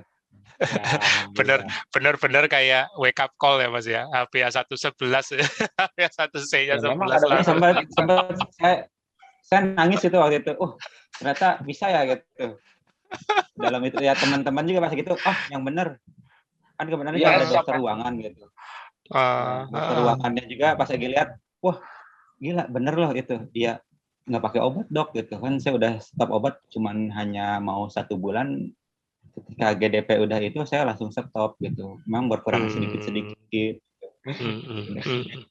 Kalau ada konvensi diabetes dunia atau konvensi diabetes rumah sakit dia jadi testimoni nih. Nah, jadi banyak yang ini ternyata teman-teman tuh juga melihat ya gitu. Dan ya ada beberapa ya dulu atasan saya juga dia kena diabetes, terus kok bisa kayak gitu? Ya saya disiplin gitu, disiplin buat itu ya. Cuman sanggup nggak? Kalau saya ya sanggup aja. Ternyata ya alhamdulillah ada dulu ya atasan saya gak ikut mau ya jadi belajar ke saya gitu. Alhamdulillah. Nggak apa-apa, harusnya. Ingat KF itu founder, aku mau sebagai founder KF bikin statement. Ilmu yang aku dapat itu aku semua belajar sendiri. Aku nggak perlu keluar duit untuk ilmuku. Jadi aku nggak bakal menjual kembali ilmuku. Jadi kalau dapat ilmu dari KF dan dapat keuntungan dari KF gratis, share sebanyak-banyaknya. Bantu orang kalau merasa dapat tolong KF, bantu orang lain yang mau ditolong dengan KF. Ajarkan. Kalau nggak ngerti atau masalah yang lebih kompleks, isi nomor HP ku kalau perlu. Bantu. Jadi saling bantu-membantu, tapi nggak perlu pamrih. Aku nggak minta. Aku nggak minta. Memang saya jadi pendampingan sih Mas ya. Iya. Jadi pendampingnya nggak apa-apa gitu. Gitu. Nggak apa, jangan tarik apapun ke dia ilmunya. Kalau Mas nggak ngerti, Mas Nggak. aku aja. Pokoknya saya kita dengan KF ini aku pengennya ilmunya ini akhirnya membuat orang menjadi paying forward ke depan. Nggak perlu paying backward. Nggak perlu bayar. Ya. Wah, mentor gue nih mesti gue kasih hadiah atau apa nggak perlu. Kita malah Betul. aku tidak berhasil membaik. Saya siapa tuh yang pertama ngajarin apa? Tapi yang pertama ngajar siapa, Mbak Fitri ya tadi kayak ngomongnya. Iya, Mbak Fitri. Fitri ya. Padahal Mas nggak ada utang apapun sama Mbak Fitri. Nggak ada sih gitu. Padahal teman satu ruangan tuh ada yang ikut duluan gitu. Udah berhasil gitu. Cuman nggak ngajak. Cuman saya ajaknya taunya dari luar ya. Ya memang ya kita kan jalannya kan nggak tahu, orang kan jalannya Nggak tahu. jalannya tahu KF itu nggak tahu, tapi yang aku harapkan kayak gitu. Mas kalau ada orang minta bantuan jangan pelit ilmu ya. Kalau Mas merasa ragu, ajak aja ke grup, masuk ke grup, mungkin yang lain bantu. Tapi misalnya ada seseorang ya, misalnya gini kan aku kan nggak bisa mantau di grup medsos ya. Namanya jujur ya Mas, kita namanya grup medsos. Kalau di grup Facebook, Instagram, apapun itu, kenapa aku fokus di Japrian, tau nggak kenapa? Kenapa aku jarang-jarang jalan-jalan dan aku memang ke Mas Budi untuk ngatur di medsos-medsos apa? Karena aku mau menganalisa sesuatu, aku harus tahu dulu. Kronologi, betul. Aku harus tahu kronologinya. Nggak bisa gini, misalnya di medsos, di IG atau di FB nanya, Mas, kok saya keluar gatal-gatal ya, solusinya apa? Kalau bantu jawab komennya, itu aku cuma bakal memberikan sama aja kayak modelnya ini. Aku kasih sesuatu yang menghilangkan gejala, tapi kamu nanti nggak bakal tahu itu penyebabnya kenapa, dan kamu nanti bisa keluar lagi. Iya. Sebelum kamu bergejala, semua apa? Ke belakangnya ada apa? Kan bisa ada gejala kayak gitu. Kan bisa ada gini. Itulah kenapa aku butuh analisanya itu di Japrian. Kenapa aku orang nanya gini-gini, aku kadang-kadang nggak ada waktu kalau mau ketemu di Japrian. Biar aku tahu dulu. Jadi orang itu harus tahu mengidentifikasi apa yang dia salah sama 24 jam ke belakang atau memang apa. Karena kalau cuma ngilangin gimana gejala. Ya, baru gini, saya udah 10 hari KF, tiba-tiba saya diare, saya harus apa ya? Ya kalau kita nanya itu kan kalau di komen nggak bisa bantu ini, minum obat ini atau suplemen ini apa. Nggak solve, tapi kalau aku lebih sekali jatuh kenapa kamu bisa diare? Ya mungkin bisa HC atau memang dia ada gangguan lainnya. Tapi kan aku tuh nggak bisa banyak bantu kalau di medsos. Tapi misalnya Mas bertanya di grup medsos atau mengajak teman Mas yang Mas nggak ngerti, coba masuk grup bareng grup. Aku bilang gini, yang jawab itu nggak cuma admin nggak bisa standby. Ya mungkin banyak juga senior yang bantu, tapi kuncinya kalau di medsos itu kitanya jadi harus lebih bijak. Semua jawaban banyak, kita memilih yang mana. Itu susahnya kayak gitu. Jadi mau ada yang lu diare, udah stop aja, nggak usah KF lagi. Kan ada aja kayak gitu. Ada, emang ada. Yang baperan, kasihan kalau yang baperan, udah gue tinggalin aja. Aduh Mas, kalau namanya dunia medsos itu namanya dunia jempol. Ya kan kalau ada kiasan kan mulutmu harimaumu. Kalau zaman sekarang mah enggak, jempolmu harimaumu. Seakan-akan apa yang ada di tulisan kita mengekspresikan diri kita sebenarnya. Coba, Mas kalau japri aku, orang-orang mau japri aku. Aku kalau menjawab sih, yang di sini pasti ada kan yang pernah japri aku di audiens. Aku kalau jawab kayak orang nggak ngerti, saya aku sombong kan, maksudnya aku simple. Nggak sempet, apa kabar, gini-gini. Nggak ada. Aku mau jawab-jawabnya memang nggak ada basa-basi. Kenapa? Karena kalau aku bercanda di sini, ratusan yang lain siapa yang balas? Gitu loh. Jadi aku langsung fokus aja. Biasanya kalau orang jawabnya nama aku, to the point. Kayaknya ini bener nggak? Aku tanya dulu, aku tinggal dulu kemana? Aku selalu kayak gitu. Jadi kalau nggak ngerti, Mas Jo itu mungkin orangnya galak ya. Tapi kalau Mas lihat kayak gini, aku biasa aja kan. Maksudnya biasa aja. Ya ini kayak jadi membuktikan, oh iya ternyata enak gitu, Mas Tio gitu. Iya. Kan tapi kalau dalam bahasa jempol, di Japrian, nggak kelihatan kan? Karena aku katanya betul. Iya betul. Sama aja di medsos itu kadang-kadang ya orang-orang yang nggak bertemu dengan bertatap muka langsung kadang-kadang juga bisa salah nulis. Maksudnya apa? Emosi-emosi ini nih, emosi sesaat itu lebih gampang lepas di jempol. Jadi gini, misalnya aku nggak suka nih sama Mas Fajar, gue sebel sama lo Mas, lo orangnya sombong. Mungkin nggak aku tiba-tiba ngomong kayak gitu, belum tentu kan? Paling aku diemin aja, aku kata Masnya sendiri. Cuma kalau aku lihat Mas kesannya tulisan Mas songong di medsos, gampang nggak aku songong balik ke Mas? Mau cuma jempol? Gampang banget. rentannya medsos itu gitu. Rentannya medsos ialah emosi yang pada saat tatap muka belum tentu mudah terpecah karena kita kita ada manners. Sedangkan orang kalau tatap muka itu pasti ada manner kan, manners. Iya, betul. Kadang-kadang manners ini hilang kalau udah di percakapan virtual chat. Virtual chat. Itu sebabnya kita harus saling mengingatkan.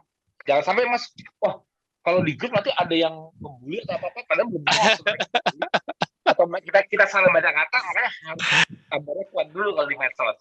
Jadi Mas kalau ngajak teman Mas, bos Mas nggak begitu ngerti apa cara ngajarinnya, ini masuk grup, boleh masuk grup itu kan kita kan dapat inspirasi dari banyak orang-orang. Tapi kalau kita bertanya di grup, kalau kita udah siap bertanya di grup, kita juga harus siap untuk menerima berbagai jawaban. Itu aja pesanku. Iya. Karena semua orang berhak menjawab dong. Semua orang berhak menjawab dong. Iya. Kalau ada yang jawabannya udah melenceng jauh, ya laporin aja ke admin, nanti paling di-remove. Tapi gaya menjawabnya ada yang jawabnya simple, ada yang dari tulisan ini katanya kayak dia ketus nih orangnya. Terus kita harus ngejudge. Nah itu jangan. Makanya kalau nggak biasa medsos, nggak biasa kayak gitu, mendingan jangan. Pokoknya juga sih medsos. Nggak kerjanya kan. Nah, jadi biar untuk Mas gampang dapat ilmu itu fungsi gini. Makanya pentingnya kenapa ya Mas Tio itu sekarang jarang nulis apa yang panjang kali dulu. Kenapa? Karena aku merasa dengan tatap muka seperti ini, dengan PFH seperti ini, kalau ditonton sama audiens, ilmu itu benar-benar dapat nyampe dibanding aku buat suatu tulisan tapi nanti masih banyak pertanyaan. Nah, kalau kayak gini, benar. Mas kalau belajar KF, coba Mas dari baca-baca di grup sama beberapa menit ngobrol sama aku kayak gini, ngertian mana? Ngertian ngobrol lah. Ngertian ngobrol. Saya udah berbulan-bulan baca juga masih sedikit aja sih ya. Nah, itu makanya Mas sebagai salah satu member di KF, ya mungkin yang audiens ini juga. Kalau audiens lain yang nonton sekarang ini, kalau nonton TV aku atau TV Mas Budi, merasa bener ya kalau nonton kayak gini audio visual kok lebih ngerti jelas ya. Iya, betul. Lain yang masih gampang bingung untuk jangan malas-malas nonton TV. Nggak usah. Aku nggak bisa nonton TV waktunya nggak ada YouTube-nya kok. Nah, gitu. Tinggal cari-cari aja di YouTube-nya Pak Bobi ya. Tinggal cari sih. Jadi memang harus untuk dapat, karena dengan audio visual ini kita bisa benar-benar ngerti desain. Kenapa tulis yang aku bilang, kenapa announcement dibuka tulisan protokol itu, kadang-kadang bacanya juga malas nggak Mas? Ya malas juga, banyak ya atas di bawah. Ya kan, makanya namanya itu kampanye orang Indonesia. Bule beda, orang bule malas senang baca dulu. Iya, butuh informasi lengkap dulu soalnya. Makanya aku menggunakan Mas ini sebagai contoh gitu loh. Aku menggunakan Mas sebagai contoh. Kalau Mas nggak 5 pilar kok apa sih? Gua harus gini. Tapi dengan kayak gini Mas sudah merasakan sendiri belum 5 pilar? Udah, iya. Betul ya. Nah, sekarang aku mau ngetes nih. Kalau udah aku mau ngetes nih ya. Mas, sebelum dites lagi, ini kebetulan ada seniornya Mas Fajar nih, sama-sama perawat juga, Mbak Alri ya. Aku mau undang Mbak Alri nih kalau boleh. Ibu saya, atasan dulu saya waktu di UGD. Oh, atasannya dulu. Halo. Ya, nah sekarang juga jadinya berguru ke saya gitu. Saya lagi mendampingi beliau juga. Atasan berguru. Monggo Mbak Alri, tadi sempat nanya di chat. Nah, ini kebetulan saya kasih kesempatan untuk bisa bertanya langsung ke Mas Tio nih. Silakan Mbak Alri, monggo. Terima kasih. Ya, Mbak. Ya, Ya, untuk semua jelas. saya sampai hari ini KF saya hari ke-26, saya Wah, terdeteksi iya. diabetes. diabetes juga sama ya? Dan pada saat itu sebenarnya karena karena apa namanya hematuri. Jadi di saluran saya itu ada batu. Terus GDS saya terdeteksi 300. Nah, sekarang sebenarnya masih dalam proses menunggu jadwal untuk ada tindakan untuk mengeluarkan batu itu. Udah di SPL tapi nggak berhasil. Jadi mungkin saya lagi menunggu. Nah, pertanyaan saya sebenarnya begini. Kalau saya lihat dari menu-menu KF itu seperti daging, ikan itu banyak purinnya ya, bebek gitu ya, ayam banyak purinnya. Kan? Itu menjadi salah satu apa ya? Semua sumber hewani itu gini. Manusia kan membuat purin itu kayak nukleotida ya. Ini aku potong sebentar. Jadi kalau Mbak melihat sumber makanan yang tadinya dia hidup bergerak, itu sudah pasti ada purin. Kenapa? Sudah pasti ada nukleotida. Kenapa? Karena itu dari sel hidup. Purin itu sel hidup. Jadi kita kalau makan sesuatu ikan telur ayam pasti jadi purin. Oke, itu dulu ya. Jadi semua yang hidup yang sebelum ada di piring tadi dia hidup itu pasti mengandung purin. Nah, sekarang yang Mbak tanyakan, biasanya kan bagaimana dengan apa yang batu hijau. Dua diagnosa yang saat ini sedang saya alami ya. Jadi saya ada batu di saluran kemih, kemudian dengan apa program KF yang menunya harus protein hewani itu gitu. Kontraindikasi nggak gitu? Apa akan yang saya khawatirkan akan membuat parah pembentukan batu-batu kembali gitu? Enggak. Jadi fisiologinya pembentukan batu dulu yang Mbak mesti tahu. Bukan sumbernya. Sorry. Pengendapan batu yang terjadi itu ialah bisa jadi batunya itu dalam bentuk batu kolesterol, ada yang batunya uric acid, berbagai macam jenis substrat bisa membentuk perkristalan menjadi batu ya. Jadi batu itu source-nya bisa macam-macam. Jadi ini merupakan pengendapan. Jadi gini, ini Mbak bisa lihat kamera. Ini aku kelihatan nggak? Iya. Ya kan ini bukan aku putar ini bukan iklan ya. Bukan iklan. Coba dulu. Cuma mau menunjukkan suatu medium. Ya, kita belajar medium. Ini air ini encer banget nggak, Mbak? Iya. Encer kan? Iya. Kalau aku kasih substrat, berbagai substrat di sini, substrat seperti protein atau apa misalnya whey atau gula deh, sugar itu paling gampang dissolve. Aku kasih gula, aduk, solvingnya kan ada, tapi nggak kelihatan dissolve, ya kan? Substratnya dissolve. Terus aku masukin susu, misalnya susu whey, misalnya yang proteinnya tinggi, bisa aku buat dissolve nggak? Kalau ini encer, dissolve itu masih larut. Ininya encer, saya dengan keencer seperti ini. Bisa larut. Tapi kalau mediumnya aku buat kental, garam ya, contohnya garam mineral, apapun mineralnya garam, aku masuk di sini. Kalau seencer ini dissolve itu bahasa Indonesia apa sih, larut ya? Larut ya? Larut. Tapi kalau aku ganti mediumnya dengan cairan ini dengan yang kekentalan yang beda, lebih kental, lebih nggak encer, lebih kental. Kira-kira substrat tadi itu gampang dissolve nggak? Gampang larut nggak, sorry bahasanya? Nah, kalau udah susah larut, gampang terjadi pengendapan nggak? Pengendapan. Jadi antara substrat, misalnya garam, antara apapun saling menempel. Perkristalan, pengendapan. Iya. Betul nggak? Iya. Awalnya batu itu kan tadinya itu kan sebuah kumpulan dari substrat yang ada di darah.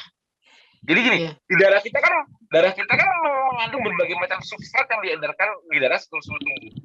Tapi kenapa itu bisa menjadi penyatuan, pengendapan, pengkristalan yang disebutnya namanya supersaturasi, menjadi supersaturasi yang mengendap dan membentuk suatu materi, yaitu batu. Hukum fisikanya. Artinya masalahnya itu bukan di jumlah substratnya, masalahnya ialah di mediumnya. Terjadi pengentalan di mediumnya berubah. Kenapa darahnya bisa mengental? Kenapa bisa lebih padat? faktornya bukan secara fisika, faktornya selain viskositas yang mengontal, kepadatannya juga terpengaruh oleh tekanan. Jadi kalau seseorang yang darahnya ditekan, itu lebih memadatkan substrat. Maksudnya gimana ya kalau dari secara fisika kan jelasinnya gimana ya? Jadi gini deh, yang menyebabkan mbaknya batu ginjal awalnya ialah medium yang filtrasi di ginjal itu kan darah yang difiltrasi, mediumnya itu mengental, tekanannya tinggi, inflamasi juga tinggi. Inflamasi salah satu pembentuk peningkatan kekentalan, perubahan viskositas karena inflamasi peradangan. Jadi untuk kayak aku bilang tadi, kan Mbak dengar nggak yang Mas yang Mas Fajar nanya mengenai kalau banyak protein kena ginjal. Tadi yang udah aku jawab, ngerti nggak? Itu kan aku menjelaskan bahwa bukan proteinnya yang jadi masalah kalau sampai ginjal rusak. Ini sekarang aku juga mau menjelaskan akar masalahnya. Mau itu batunya batu urik asid kek, mau itu batunya purin kek. Yang itu pas udah diambil misalnya contohnya ini dibawa ke lab, ini batu purin, ini batu urik asid lah. Batu urik asid dari asal batu urik asid yang mengendap. Gimana supaya urik asidku nggak naik? Kan itu kan pertanyaan paling awam kan? Salah. Itu salah, cara nanya salah. Sama aja nanya gini, gimana supaya proteinnya nggak keluar ke urin? Berarti protein jangan banyak-banyak. Itu terlalu awam. Kejadiannya nggak seperti itu secara fisiologi. Justru akar masalahnya supaya mencegah terjadinya pengendapan, terbentuknya batu, Mbak harus tidak boleh lagi punya inflamasi tinggi di tubuh. Itu yang Mbak pengen. Yang kedua, Mbak nggak mau terjadi pengentalan darah lagi. Mbak nggak mau terjadi tekanan tinggi lagi. Ingat ya, gula darah yang tinggi juga merubah viskositasnya dari mengental. Gula darah tinggi. Dan Mbak nggak boleh punya gula darah. Ini yang Mbak lakukan. Nah, jadi sebelum Mbak mikir dengan makanan yang banyak purinnya menambah parah nggak? Dulu. Kembali ke Mas Fajar dulu. Mas Fajar dengan tidak makan karbo dan apapun yang dia makan, aku nggak tahu dia mau makan ikan, telur, ayam, nggak tahu kan, bebas sama orang. Yang penting nggak ada karbo. Itu darah Mas masa lebih encer nggak? Badan lebih ringan nggak? Lebih encer, iya. Lebih. Iya, jadi encer ya. Pernah lihat gula darah pas pernah nembak di jari nggak? Kelihatan darahnya berubah kayak viskositasnya beda nggak? Iya. Lebih beda. Itu dulu yang kita mau. Kalau ngomongin masalah batu, itu dulu yang kita mau. Entah apa yang dimakan, mau ada purinnya nggak? Buktinya darah gue lebih encer. Itu dulu karena kita mau menjaga mediumnya tidak membentuk supersaturasi. Ya, itu rahasia. Ini fisiologi nih. Jadi kenapa aku di KF jarang ngomong makanan, selalu belajar ngomongnya fisiologi? Kenapa? Dari suatu kejadian, seseorang tuh harus ngerti kalau apa yang terjadi dulu konsepnya, jadi tahu mana yang perlu diperbaiki. Bukan gini, aku ada batu apa tuh Mas, kolesteasis di empedu ada batu empedu. Aku nggak mau makan kolesterol, nggak mau makan kentang apa. Takut kolesterolnya makin mengundang di empeduku. Itu cara berpikir yang sangat terlalu awam. Makanya kenapa aku selalu di KF itu aku selalu start dengan fisiologi. Bukan kamu punya batu empedu awalnya bukan karena kolesterol di makanan loh, kalau mau tahu. Yang terjadi juga sama, mediumnya, bile acidnya, asam pembuluh pengaruh pengentalan. Apa penyebabnya? Sama juga kasusnya. Gula darah tinggi, tekanan tinggi, ya, inflamasi tinggi. Ini dulu yang dibereskan. Jadi apapun yang aku makan harus membuktikan aku bisa menurunkan inflamasi. Satu ya, peradangan semua tuh. Dan LND-nya sih artinya semua penunjuk peradangan, penunjuk inflamasi, low grade inflamasi harus turun setelah aku makan, merubah pola makanku dan hidupku 24 jam. Itu dulu. Nggak peduli apa yang aku makan. Makan ikan boleh, ayam boleh, telur boleh. Kata aja Mas Fajar. Mas Fajar makan ikan, ayam, telur nggak? Makan tunjang nggak? Makan. Jadi telurnya banyak lah. Jangan sibuk makanannya dulu, tapi bener nggak darah Mas medium atau darahnya Mas Fajar jadi lebih baik? Itu dulu yang lihat. Karena kita terus tensi. Aku tadi belum nanya tensi Mas Fajar stabil nggak sekarang? Stabil itu Mas. Stabil kan? Lebih gak masalah ya, kan? Di bawah 120 sih. Nah, dulu itu dia. di 130. Ya, jadi aku nggak peduli Mas Fajar mau makan telur yang berapa sehari, mau makan ikan yang berapa, mau berapa purinnya kayak berapa kolesterolnya kayak terbukti nggak kalau tensi jadi stabil? Terbukti stabil. jadi Urium kreatininnya aja nggak tinggi kok. Nah, jadi Mbak, kuncinya itu ialah kita tidak bingung di makanan, tapi kita membuktikan secara fisiologi asal nggak kemasukan karbohidrat. Dan juga aku nggak jelas ya, jangan lupa kadang-kadang orang aku bilang dengan nggak makan karbohidrat dia mengalami perbaikan, nah itu ilmunya mentok di situ. Jangan. Kalau Mas Fajar coba-coba tidur cuma 3-4 jam sehari, buktikan masih normal nggak tensinya? Masih normal. Naik lagi. Itu nggak makan karbo. Tapi Mas Fajar ke depannya dari setelah TFA ini, gue sibuk mulu, aku stres aja, gue gini aja. Ganggu faktor lain, tapi tetap nggak makan karbo. Bisa tetap sama nggak? Aku jamin berubah, tensi juga naik lagi, gula darah naik lagi, masalah muncul lagi. Nah, jadi batu ginjal, ya kalau yang sudah terbentuk, memang nggak ujungnya, insya Allah bisa dihancurkan. Semakin bagus solubilitinya, semakin gampang dia luruh. Tapi kalau dengan bantuan terapi, misalnya SBL atau apapun itu, jalanin aja nggak ada masalah. Nggak bisa dijalankan. Cepat misalnya, tapi yang kita tidak mau ialah terbentuknya kembali, Mbak. Jadi kalau Mbak nggak mau terbentuk kembali, pastikan kalau cek darah, kekentalan darahnya tidak naik viskositasnya, ya. Peradangannya tidak naik, gula darah tidak naik, dan tensi Mbak selalu bagus. Itu doang, supaya nggak terbentuk yang baru. Yang sudah terbentuk, itu Mas terserah. Mbak mau nunggu itu beres sendiri secara alami luruh karena solubilitasnya bagus, atau Mbak mau dibantu apa tadi SWL dan sebagainya, monggo. Nah, gimana Mbak? Udah mulai kebayang belum penyebabnya batunya mengendap? Sebentar, mic-nya belum Mbak. Sebentar, mic-nya belum. Ya, silakan mic-nya. Ya. Monggo. Terima kasih pencerahannya Mas Tio. Ya, jadi paham kenapa batu itu terbentuk. Lebih terbuka. Terima kasih banget. Nah, ini pesanku ke Mbak dan Mas Fajar. Selama KF, harapanku cuma satu. Jangan sampai punya yang disebut namanya food anxiety. Tahu nggak food anxiety? Anxiety itu kan kecemasan. Anxiety itu kecemasan. Ya. Jangan terlalu cemas mengenai food. Asal yang perlu dipelajari ialah apa itu karbohidrat.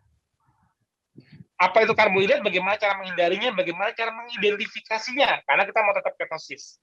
Begitu lari ke makanan, ya, Mas, bukannya, soalnya aku dijawabin juga ada yang nanya juga, Mas, kalau kita makan ayam negeri, bukannya itu disuntik, apalah, bukannya kalau kita makan daging, bukan dagingnya diginiin lah. Dan kalau kita bisa itu, apakah kita bisa harus menghindari MSG? Ya, kalau bisa melakukan semua itu, monggo, tanpa beban. Karena misalnya gini, karena aku berkecukupan, karena aku selalu beli grass fed beef, semuanya organik, semuanya ayamku selalu ayam kampung, bisa seperti itu, meminimaliskan sumber toksin, monggo. Kalau mau, lebih baik ya kasih dong. Dia memilih sendiri, melok kan? Ya kan? Tapi jangan sampai itu jadi beban ya. Tapi kalau nggak masalah, itulah fungsinya. Kenapa aku bilang di KF itu is not all about food. Kenapa? Ngomongin makanan, berarti cuma ngomongin seperti di hari di KF. Kita ngomong makanan atau milih makanan itu dalam 24 jam, di KF itu berapa jam sih paling lama? 8 jam. 8 jam. Cuma 8 jam maksimal. Cuma 8 jam. Antara kita ngomongin makanan, milih makanannya, dan memasukkan makanannya ke mulut kita, ke badan. Cuma dibicarakan 8 jam. Jangan sampai lupa faktor lain. Jadi makanan itu bukan suatu hal yang sulit. Mas, tapi kalau kita aku misalnya nggak sempat masak sendiri, aku masak di luar, udah hindarin karbo, tapi nih yang masak pasti pakai MSG lah, atau apalah yang kita khawatirkan. Nggak ada karbo, tapi khawatir ini ada apa yang membuat ini jadi penyakit apa-apa. Kan kita nggak tahu kan. Mbak, ini ayamnya beli di mana nih? Di peternakan mana ayamnya? Baru nanya kayak gitu. Ini kamu beli ayam di mana nih? Lalu beli aja, makanya jangan nanya-nanya dulu gue siapa. Supaya ini jadi korban nggak? Itu disebut namanya food anxiety, jangan terjadi. Ya. Pesanku jangan sampai terjadi food anxiety. Itu kita malah nggak bisa relax. Kita malah worry. Jangan sampai kita terlalu worry dengan makanan kita too much. Akhirnya kita malah meningkatkan stres berlebih di tubuh, pikiran, apalagi sampai mengganggu kemampuan tidur. Kalau banyak mikir, aduh ini takut itu. Jangan. Justru relaksasi itu kayak paling penting. Itulah kenapa kita ada yang namanya intermittent fasting. Aku review lagi ke belakang yang aku udah bicarakan. Kalau di kondisi Mas Fajar tidak makan tapi bawaannya pengen bergerak, aktif dan merasa fresh terus, itu kan harus menggunakan sesuatu dari dalam tubuh alias recycle, betul nggak? Betul nggak Mas Fajar? Yang tadi kita bicarakan di pertama. Yeah. Nah, recycle-nya itu kira-kira bisa merecycle apapun yang kotor tadi nggak? Yang kita nggak sempurna di makanan kita. Bisa. Membersihkan nggak? Membersihkan. Mencegah Untuk recycle di akumulasi. sini yang Autofagi deh kalau bahasanya mau ribet. ya autofagi. Ya, itu kalau mau ribet ya. Kalau mau ribet, kadang-kadang orang-orang Ya. autofagi nanti belajar lagi. Aku masih gampangnya recycle. Kira-kira autofagi atau recycle ini membersihkan sesuatu yang untuk mencegah terjadinya akumulasi sesuatu nggak? Akumulasi racun atau apa? Ya, pastinya. Nah, Pasti. itu dia, makanya jangan sering makan dari Mas, aku nggak bisa makan ayam kampung nih, makannya cuma ayam negeri, aku nggak bisa beli daging yang grass fed, makanya dagingnya yang ada di pasar yang murah, yang dagingnya ayam sapi yang disuruh makan karbo atau grain, yang mau gimana, tapi aku mampunya belinya itu, misalnya gitu, atau aku nggak bisa makan, aku makan, aku kira-kira dengan pola makan ini bisa tambah sehat nggak? Bisa tetap sehat nggak kalau aku dengan bisa kalau kamu nggak kepikiran dengan makananmu. Enggak kalau kamu malah jadi stres karena nggak bisa makan sehat. Jadi nanti sama aja juga jangan sampai muncul sleep anxiety. Kata Mas Kyo, tidur itu penting. Aku malam ini bisa tidur nggak ya? Di tempat tidur? Ya? Angsi lagi. Angsi, kamu nggak bisa tidur kalau kayak gitu. Jadi, semua dipikirin. Kenapa banyak orang di KF yang bisa menjalani sampai bertahun-tahun? Benar nggak? Sampai 3-4 tahun tanpa cheating day. Kenapa? Karena memang nyaman, memang mudah, memang ini lifestyle. Nggak ada urge untuk gini deh. Ini aku kembali ini karena dua yang live. Aku nanya ke Mas Fajar lagi dulu, ngomong ada story-nya tadi. Mas waktu dulu diet makan rebus-rebusan selalu ada cheating day-nya nggak Mas? Ya selalu ada. Ya. Karena yang merasa nikmatnya kalau udah dapat di cheating day, kenapa? Pas rebusannya rasanya nggak enak, nasi merah rasanya nggak enak, semua yang enak. Tapi begitu cheating day, Mas makannya yang enak. Jujur, betul? Ya betul. Setelah KF, Mas dari pertama mulai makannya udah enak belum? Gitu loh. Apa kurang enak kan nih makan? Udah enak-enak makanannya. Kira-kira masih perlu cheating day nggak? Enggak sih, gitu. Kira-kira kayak ya, enggak sih kalau itu mah.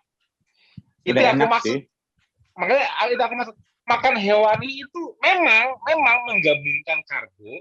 Gini, Mas makan rendang di warung padang rendang tunjang enak nggak Mas? Enak. Ya. Sebentar. Kalau pakai nasi lebih enak nggak? Pastinya lebih enak gitu.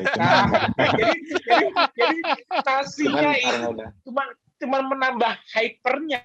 Jadi gini. Iya. Enak itu palatable, enak dimakan. Tapi kebanyakan orang kalau sampai cheating di KF yang makanan udah palatable, enak bisa palatable begini, masih cheating artinya gini. Dia butuh something yang hyper. Pengen lebih enak. Jujur kan? Bener nggak? Iya. Jadi bukannya dietnya susah atau bukan pola makan yang susah karena makan nggak enak.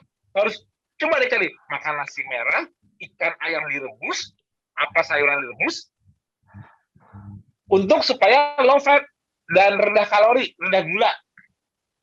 Coba yang bisa bertahan kayak gitu tanpa melalui cheating day siapa?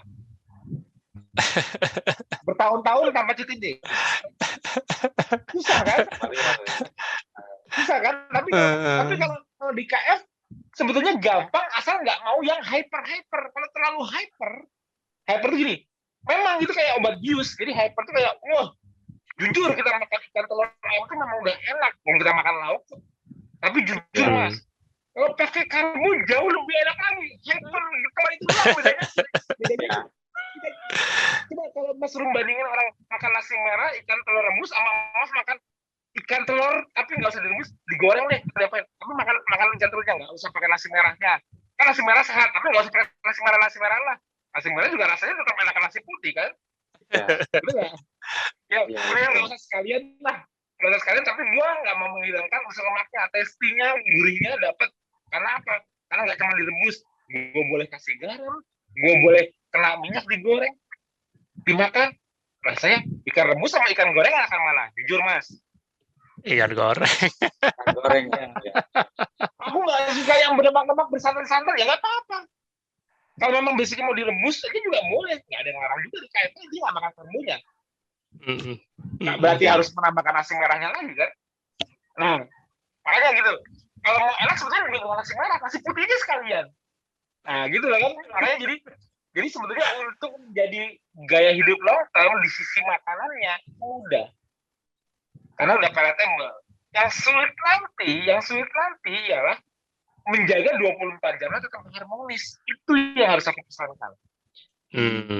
Makanan mungkin bukan suatu hal yang sulit untuk diatur di KF. Mungkin ada yang sulit, aku nggak tahu ya, sama orang beda-beda. Mungkin ada yang nggak sulit.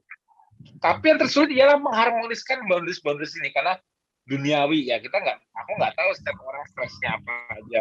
Aku nggak tahu setiap orang kendalanya untuk skip sarapan apa. Aku nggak tahu setiap orang ya, karena ini hari keluarga gitu. Aku nggak tahu setiap orang kendalanya untuk bergerak apa. Walaupun dengan ketosis udah ada bawaan yang bergerak, tapi entah gimana aku ada kendala, aku harus duduk. Aku ngapa ya? Aku nggak tahu. Aku juga nggak tahu. Aku nggak bisa tidurnya juga nggak boleh. Aku karena ada apa. Nah, jadi setiap orang berbeda-beda. Jadi kesulitan di KF itu bukan makanan. Kalau untuk melakukan makanan itu mudah. Menjaga apa yang kita rasakan sekarang untuk selalu dirasakan. Contoh aku udah hampir 13 tahun. Kenapa aku menikmati dengan KF? Karena ya aku bisa mengharmoniskan. Selalu sama. Ini aku loh. Bukan berarti aku paling ideal orang Palestina, enggak. Ya tapi ya bagiku skip sarapan, apalagi makan cuman ya ini aku sebelum ngomong aku makan apa cuma sekali sehari, tapi jangan diikutin ya, jangan diikutin. Tapi bagiku tuh sangat kayak gini, kan kelihatan nggak sih kayak orang kelaparan? Enggak kan? Ya. Ya kayak gini. Tapi kalau yang baru mulai kayak aku ya nggak mungkin dong, ya kan aku udah adaptasi udah lama. Tapi kenapa aku fine? Kenapa? Karena aku bukan jadi budak makanan. Gitu. Kalau orang benar-benar ngerti KF, mereka tahu bahwa mereka tuh nggak dependent. Itu yang mereka jadi untuk mendapatkan mood enak, untuk mood kita bagus, itu nggak hanya dari makanan loh. Walaupun memang makanan itu bantu mood. Kayak, makan nasi goreng kambing ketopay, hyper kayak rasanya kita naik kan. Kayak aku bikin eksperimen kemarin nasi goreng kambing apa ketopay itu ya jelas. Ya. Ini dulu aku kalau makan nasi goreng kebun sirih itu makannya jam 10 malam pakai emping disiram kecap, itu zaman bahala aku udah paling suka. Nah tiba-tiba kok bisa ya di ketopay pakai ini, walaupun pakai telur sama itu, tapi ada kayak rasa apa ya, mood, menaikkan mood, walaupun cuma dengan akal-akal tapi menaikkan mood. Jadi aku nggak bisa bilang kalau makanan nggak memberikan faktor menaikkan mood, pasti ada. Kalau moodnya lebih bagus, stresnya lebih cepat turun, ya karbo, gula, teh. Tapi itu bukan problem solving. Tapi ya, kuncinya aku bisa kayak gini apa? Karena aku bisa menjaga mood, menjaga kognitifku bukan dengan makanan. Kalau aku hanya bisa memperbaiki mood dengan makanan, aku pasti nggak bisa lama kayak gini. Untuk kalau aku harus maintain stresku harus dengan makan dulu, ya somehow level stresku ya seorang maksudnya memang stresnya stres apa sih ya, oke lah kalau dibanding secara untuk keuangan jangan gitu, maksudnya walaupun aku nggak stres di situ tapi aku kan stresnya kan, coba ada yang mau nggak gantiin aku balas 100 jam ini, Dan isi Japlan itu kalau mau adu stres sama aku, walaupun aku bukan secara duniawi, tapi kalau stres, walaupun aku lihat ikhlas bantu orang, coba kira-kira energi negatif semua nggak keluar orang-orang itu? Iyalah. Ya. Mas, aku pusing. Mas, aku mual. Mas, aku ini. Itu kira-kira energi negatif bukan? Sumber stres Iya. nggak? Nah, Iya. dan aku harus bantu mereka untuk resolve nggak? Makanya jangan, walaupun aku kelihatannya bukan stresnya beda dengan kalian, yang misalnya orang stres apa-apa, tapi aku juga punya stres loh setiap hari, psikologi. Nah, jadi, tapi kan bukan berarti, aduh aku stres nih, membahas Jepang ini, ambil makan. Ternyata aku juga nggak gitu tuh caranya untuk mengatasi moodku dalam membahas Jepang, kan enggak. Nah, aku dengan aku olahraga tadi, makanya kenapa aku tuh gym itu bukan aku nggak ada niat jadi bodybuilder. Aku olahraga kalau bagiku ya bukan aku yang terpaksa olahraga, aku yang butuh olahraga. Kenapa? Karena aku tahu bedanya. Kalau hari ini aku lagi nggak olahraga atau aku gimana nggak olahraga, kemampuan aku jaga mood, kemampuan aku untuk bahas Jepang apa, aku tahu ada pengurangan performa itu lah. Itu kalau aku udah olahraga, itu kayak aku fresh. Makanya aku bilang olahraga atau exercise is the most underutilized penenang lah gitu. Maksudnya penaik mood yang paling underutilized, karena aku udah tahu rahasianya. Aku yang butuh olahraga. Kalau nggak bukan aku harus olahraga nih karena 5 pilar KF, enggak. Karena aku setelah melakukan itu, aku merasa moodku bagus sampai sore, tanpa perlu dengan mengubah mood dari makanan. Memang makanan pasti nambah mood juga, tapi nggak harus kan? Gitu lah. Jadi aku maunya nantinya orang-orang di KF itu semua menjalankan karena kita yang butuh untuk menselaraskan, bukan aduh aku harus nyelasarin dengan 5 pilar nih. Gitu lah. Iya betul. Kita butuh Aku harus puasa. Ternyata kalau aku sudah menyelaraskan, aku feeling better ya. Kalau aku tidurnya bagus, kalau aku tidurnya cepat, akan 5 pilar cepat, aku harus maksain diri. Nah, buktiin aja kalau aku tidurnya cepat dan aku akhirnya bangunnya bisa 7-8 jam dan aku tidurnya nyenyak, cuman nggak terfragmentasi, nggak terpotong-potong tidurnya, cuman paling bangun sekali pipis, nggak berkali-kali. Itu kayaknya kalau pagi itu kayaknya mau disuruh apa aja udah hari ini, mau mikir juga jadi kesel. Karena sudah membuktikan, jadi kita yang butuh untuk menyelaraskan, bukan aduh kalau nggak salah ya susah dong. Jadi boundaries yang aku berikan 5 pilar itu jadikan satu kayak aku gini nih, cara aku melihat 5 pilar, aku butuh kalau aku pagi-pagi langsung makan, hari ini performa aku nggak sebaik kalau aku nggak makan. Kalau aku hari ini nggak olahraga, hari ini nggak bakal sebaik kalau aku udah olahraga dulu. Kalau hari ini aku nggak bisa relax, nanti malam aku harus tidur. Jadi aku pengennya harus relax dulu. Aku yang butuh sama 5 pilar, bukan 5 pilar yang mendikte. Aku terkekang. Nah, mendikte, betul. Betul. Sama kayak kalau aku makan karbo, nggak usah tanya rasanya kayak apa. Tapi kalau aku nggak makan karbo, aku bisa menjaga ini. Kalau aku, walaupun masih ada film bagus, kalau aku nggak bisa tidur, besok hariku bisa baik seperti hari ini. Daripada aku maksain nonton film, aduh nih, ya kalau aku sih memang bukan penggemar drakor ya, ini buat titipan buat ibu-ibu. Ya tapi tanggung drakornya tapi nggak worth it gitu loh. Kan bisa di stop dulu atau ya besok lah semuanya. Jadi kalau kita berhasil malam ini setelah tidurnya, besok is a new day yang membuat kita lebih siap, lebih sehat. Nah, jadi kita harus 5 pilar itu kita aku yang butuh. Kalau ini aku ngomong ke diriku sendiri, 5 pilar itu aku yang butuh. Lo nggak mau pakai 5 pilar ya serah. Kalau aku sih bisa 13 tahun kayak gini karena aku yang butuh. Aku yang butuh untuk testing. Aku nggak bukannya aku memaksakan aku nggak makan. Apa enak ya nggak makan sampai jam 9? Kalau bisa makan enak makanan banyak. Bagiku jangan diikuti. Bagiku aku pengen seperti ini loh. Kenapa? Enak di badanku. Aku olahraga. Bagiku aku udah enak. Pengen santai, relax. Manajemen saya kalau di jam segini, ya udahlah. Japlan jangan terlalu banyak dijelasin, udah mulai agak santai. Loadnya input yang begini turunin dulu. Sampai rumah udah selesai. Taruh Netflix. tidur. Aku masih ingat dulu awal-awal tahun-tahun aku pertama ber-KM itu Mas Tio rajin loh sampai malam itu masih ngalesin Japrian Iya, karena itu baru pertama belajar akhirnya. akhirnya aku nggak ada masalah ya kan Iya, betul. kan bukan aku yang japri, mereka japri aku. Mereka minta tolong aku. Ya, Iya, betul. orang, tapi kalau akhirnya aku nyadari bahwa apa? Ya kalau nggak bisa ditolong hari ini kan masih bisa besok ya. Ya kenapa akhirnya aku yang jadi yang rugi? Jadi aku membatasi waktu japrian, nggak kepikiran, nanti malah jadi merugikan diriku sendiri. Ya besok, ya gitu gini. Aku bukan dokter, tapi dokter aja punya jam praktek kok.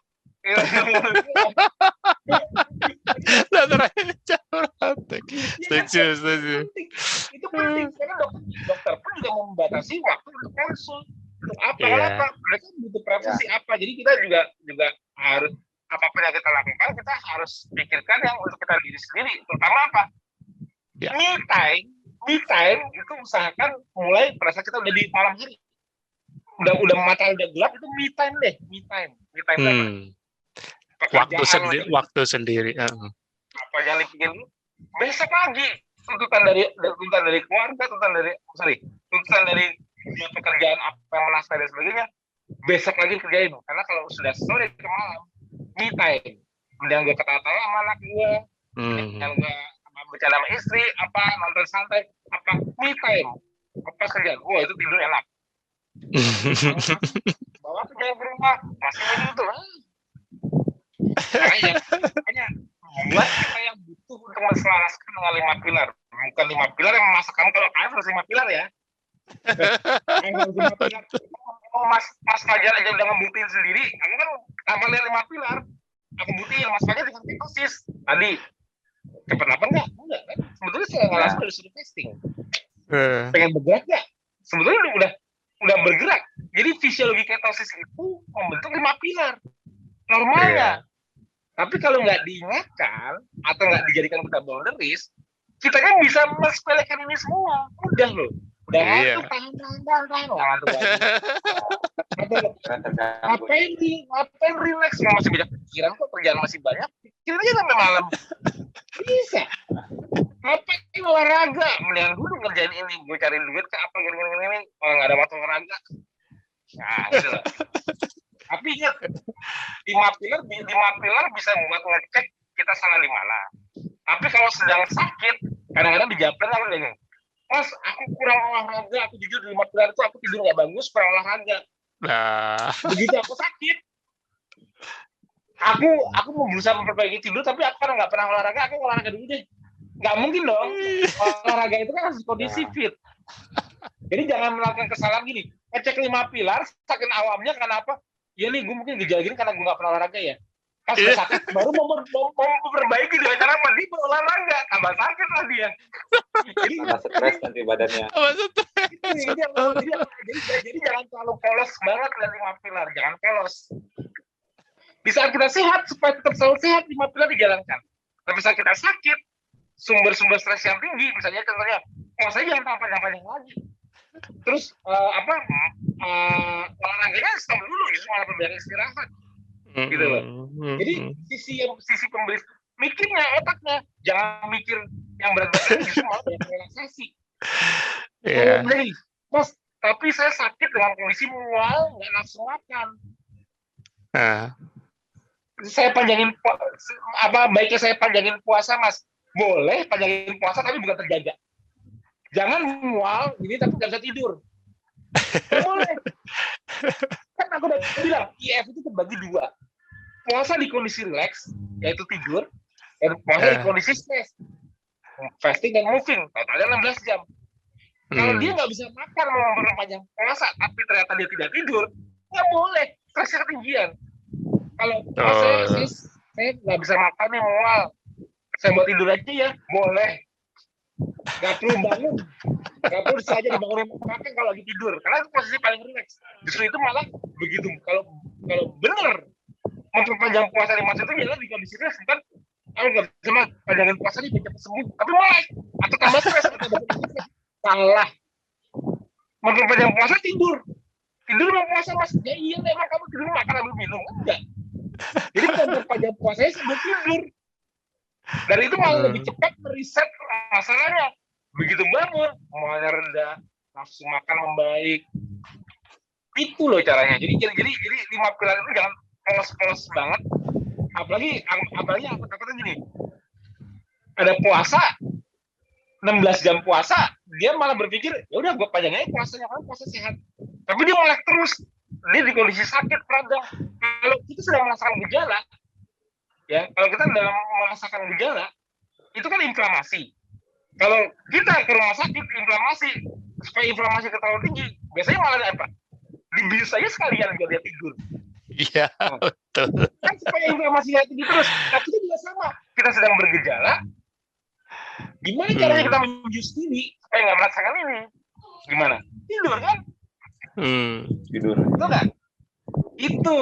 Jadi membiarkan tubuh saat tidurnya meriset dan menurunkan peradangannya, apapun yang bersama diperbaiki. Pas bangun, inflamasi meredak. Nafsu makan tadi hilang, membaik. Gitu loh. Nah, jadi kita 5 pilar itu jangan ditelan mentah-mentah. Oh, gitu loh. Jadi kita harus tahu mana yang jangan pada saat sakit kita melakukan olahraganya, ideal skala besar. Gitu loh. Itu yang nggak boleh. Keren tadi poinnya Mas Tio bagus tuh. Jadi kita nggak boleh puasa dalam kondisi terjaga, boleh, tapi justru harus dalam kondisi tidur. Nah kayak gini nih, tidurnya bukan nggak boleh dikurangi, justru puasanya yang dikurangi malah, ya kan? Ini aku bikin infografis ini mas. Waktu tidur itu puasa, jadi waktu tidur itu puasa loh. Kadang-kadang orang bilang, oh enggak, kalau panjangin puasa itu panjangin puasa. Lah, kamu memang 16/8 itu kamu 16 jam puasa melek? Kan enggak. Ada jam 8 malam sampai jam 4 pagi tidur. Itu yang aku maksud gitu loh. Jangan terlalu polos puasa. Betul. Kadang-kadang memang malah kalau yang sampai nggak bisa puasa dalam kondisi terjaga, ya sudah puasanya pas waktu tidur aja. Ibaratnya benar-benar ngikutin. Apalagi masih bisa ada nafsu makan. Karena mau makan dulu tapi tidur aja. Betul. Jadi puasanya itu yang banyak tidur. Kalau saya tidur kan puasanya, nah kamu tidur itu puasa. Gitu loh. Kamu lagi sakit, tidurnya yang banyakin. Puasa. Jadi kalau kamu bilang tidur yang banyak sebenarnya kadang-kadang itu puasa yang panjang ya. Loh, banyakin tidurnya ya, atau gini, banyakin puasa ya. Aku bilang bener nggak? Banyakin tidur sama banyakin puasa bedanya apa? Nah kan saya tidur mas nggak puasa. Oh kamu tidur sambil makan. Oh pantesan kamu nggak puasa. Kamu tidurnya juga. Tidurnya pipi makan mas. Oke, Mas Fajar, Mas Tio, ini kayaknya kalau diterusin nggak selesai udah jam 3. Iya. Tadi kalau nggak salah aku sempat baca narasumber yang tadi, kalau bisa ngasih kontaknya ke Mbak Irma. Sudah dicatat, kayaknya sudah dicatat. Nah, kalau ada nih pesan nih. Jadi kalau ada audiens kita itu ada yang dari Nakes, atau Mas Mas Fajar ajak temannya. Kita ada grup Medcon 1 sampai Medcon 4, itu isinya untuk menampung Nakes.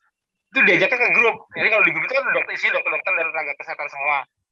Diskusi di sana bisa lebih intens. Jadi bisa nanya di grup WA. Aku ada di setiap grup WA Medcon. Aku mungkin nggak banyak di grup WA lain, tapi aku ada di grup para Nakes ini.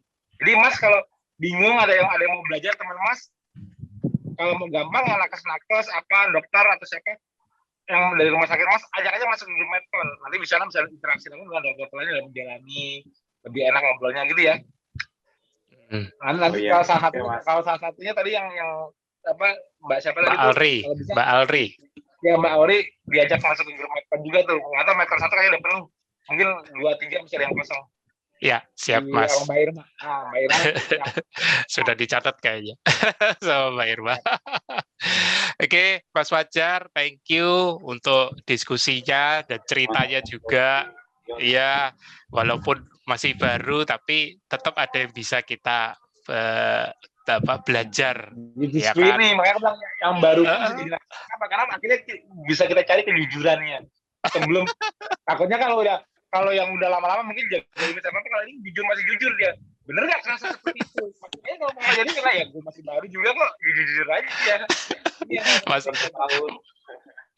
Mas Tio kayak penguji sidak ya Mas. Iya, fisiologi itu nggak bisa dibohongi kok fisiologi. Monggo Mas Fajar, ada mungkin ada pesan-pesan atau mungkin buat nanti yang menonton rekaman video ini. Silakan Mas. Oke, terima kasih nih juga ya untuk Mas Tio dan Mas Bobi. Akhirnya ya setelah ini saya ngerti ya. Jadi 5 pilar itu yang penting keselarasan semuanya, keseimbangannya. Gimana ketika ini jadi paham ketika keseimbangan itu tercapai, ya maka metabolisme itu akan memperbaiki ya gitu. Dimana interaksi kita ada berkurang gitu. Terus perbaikan dalam semua itu ya tubuhnya. Ya. Terus ya yang penting intinya disiplinnya aja ya. Ya. Disiplin 24 jam. Bukan cuma disiplin aja. Harus bisa buat kita yang butuh untuk menselaraskan, bukan kita aku harus ini. Enggak. Kalau gue enggak tidur, nanti gue rugi gitu. Jangan aku tekan ini, jangan. Kita yang berusaha. Oh, tadi malam aku sih malam nih. Berarti aku paginya harus bayar tidurnya, karena malam tugas tinggal dibalik. Kalau aku tugas malam, aku buka jam 12, tutup jam 8 pagi, tidur sampai jam 4 sore, kayak gitu. Jadi kita bisa mencari, ya kan orang beda-beda situasinya. Kita berusaha ngepas-ngepasin lah. Kalau aku harus tidur siang hari, berarti kondisi kan gelap, seperti di malam hari, efek kantornya ada. Gitu. Jadi kita mengakali situasi kita masing-masing, jangan bikin semua jangan kita nyerah sama dunia deh. Kalau ngikutin dunia nggak ada habisnya.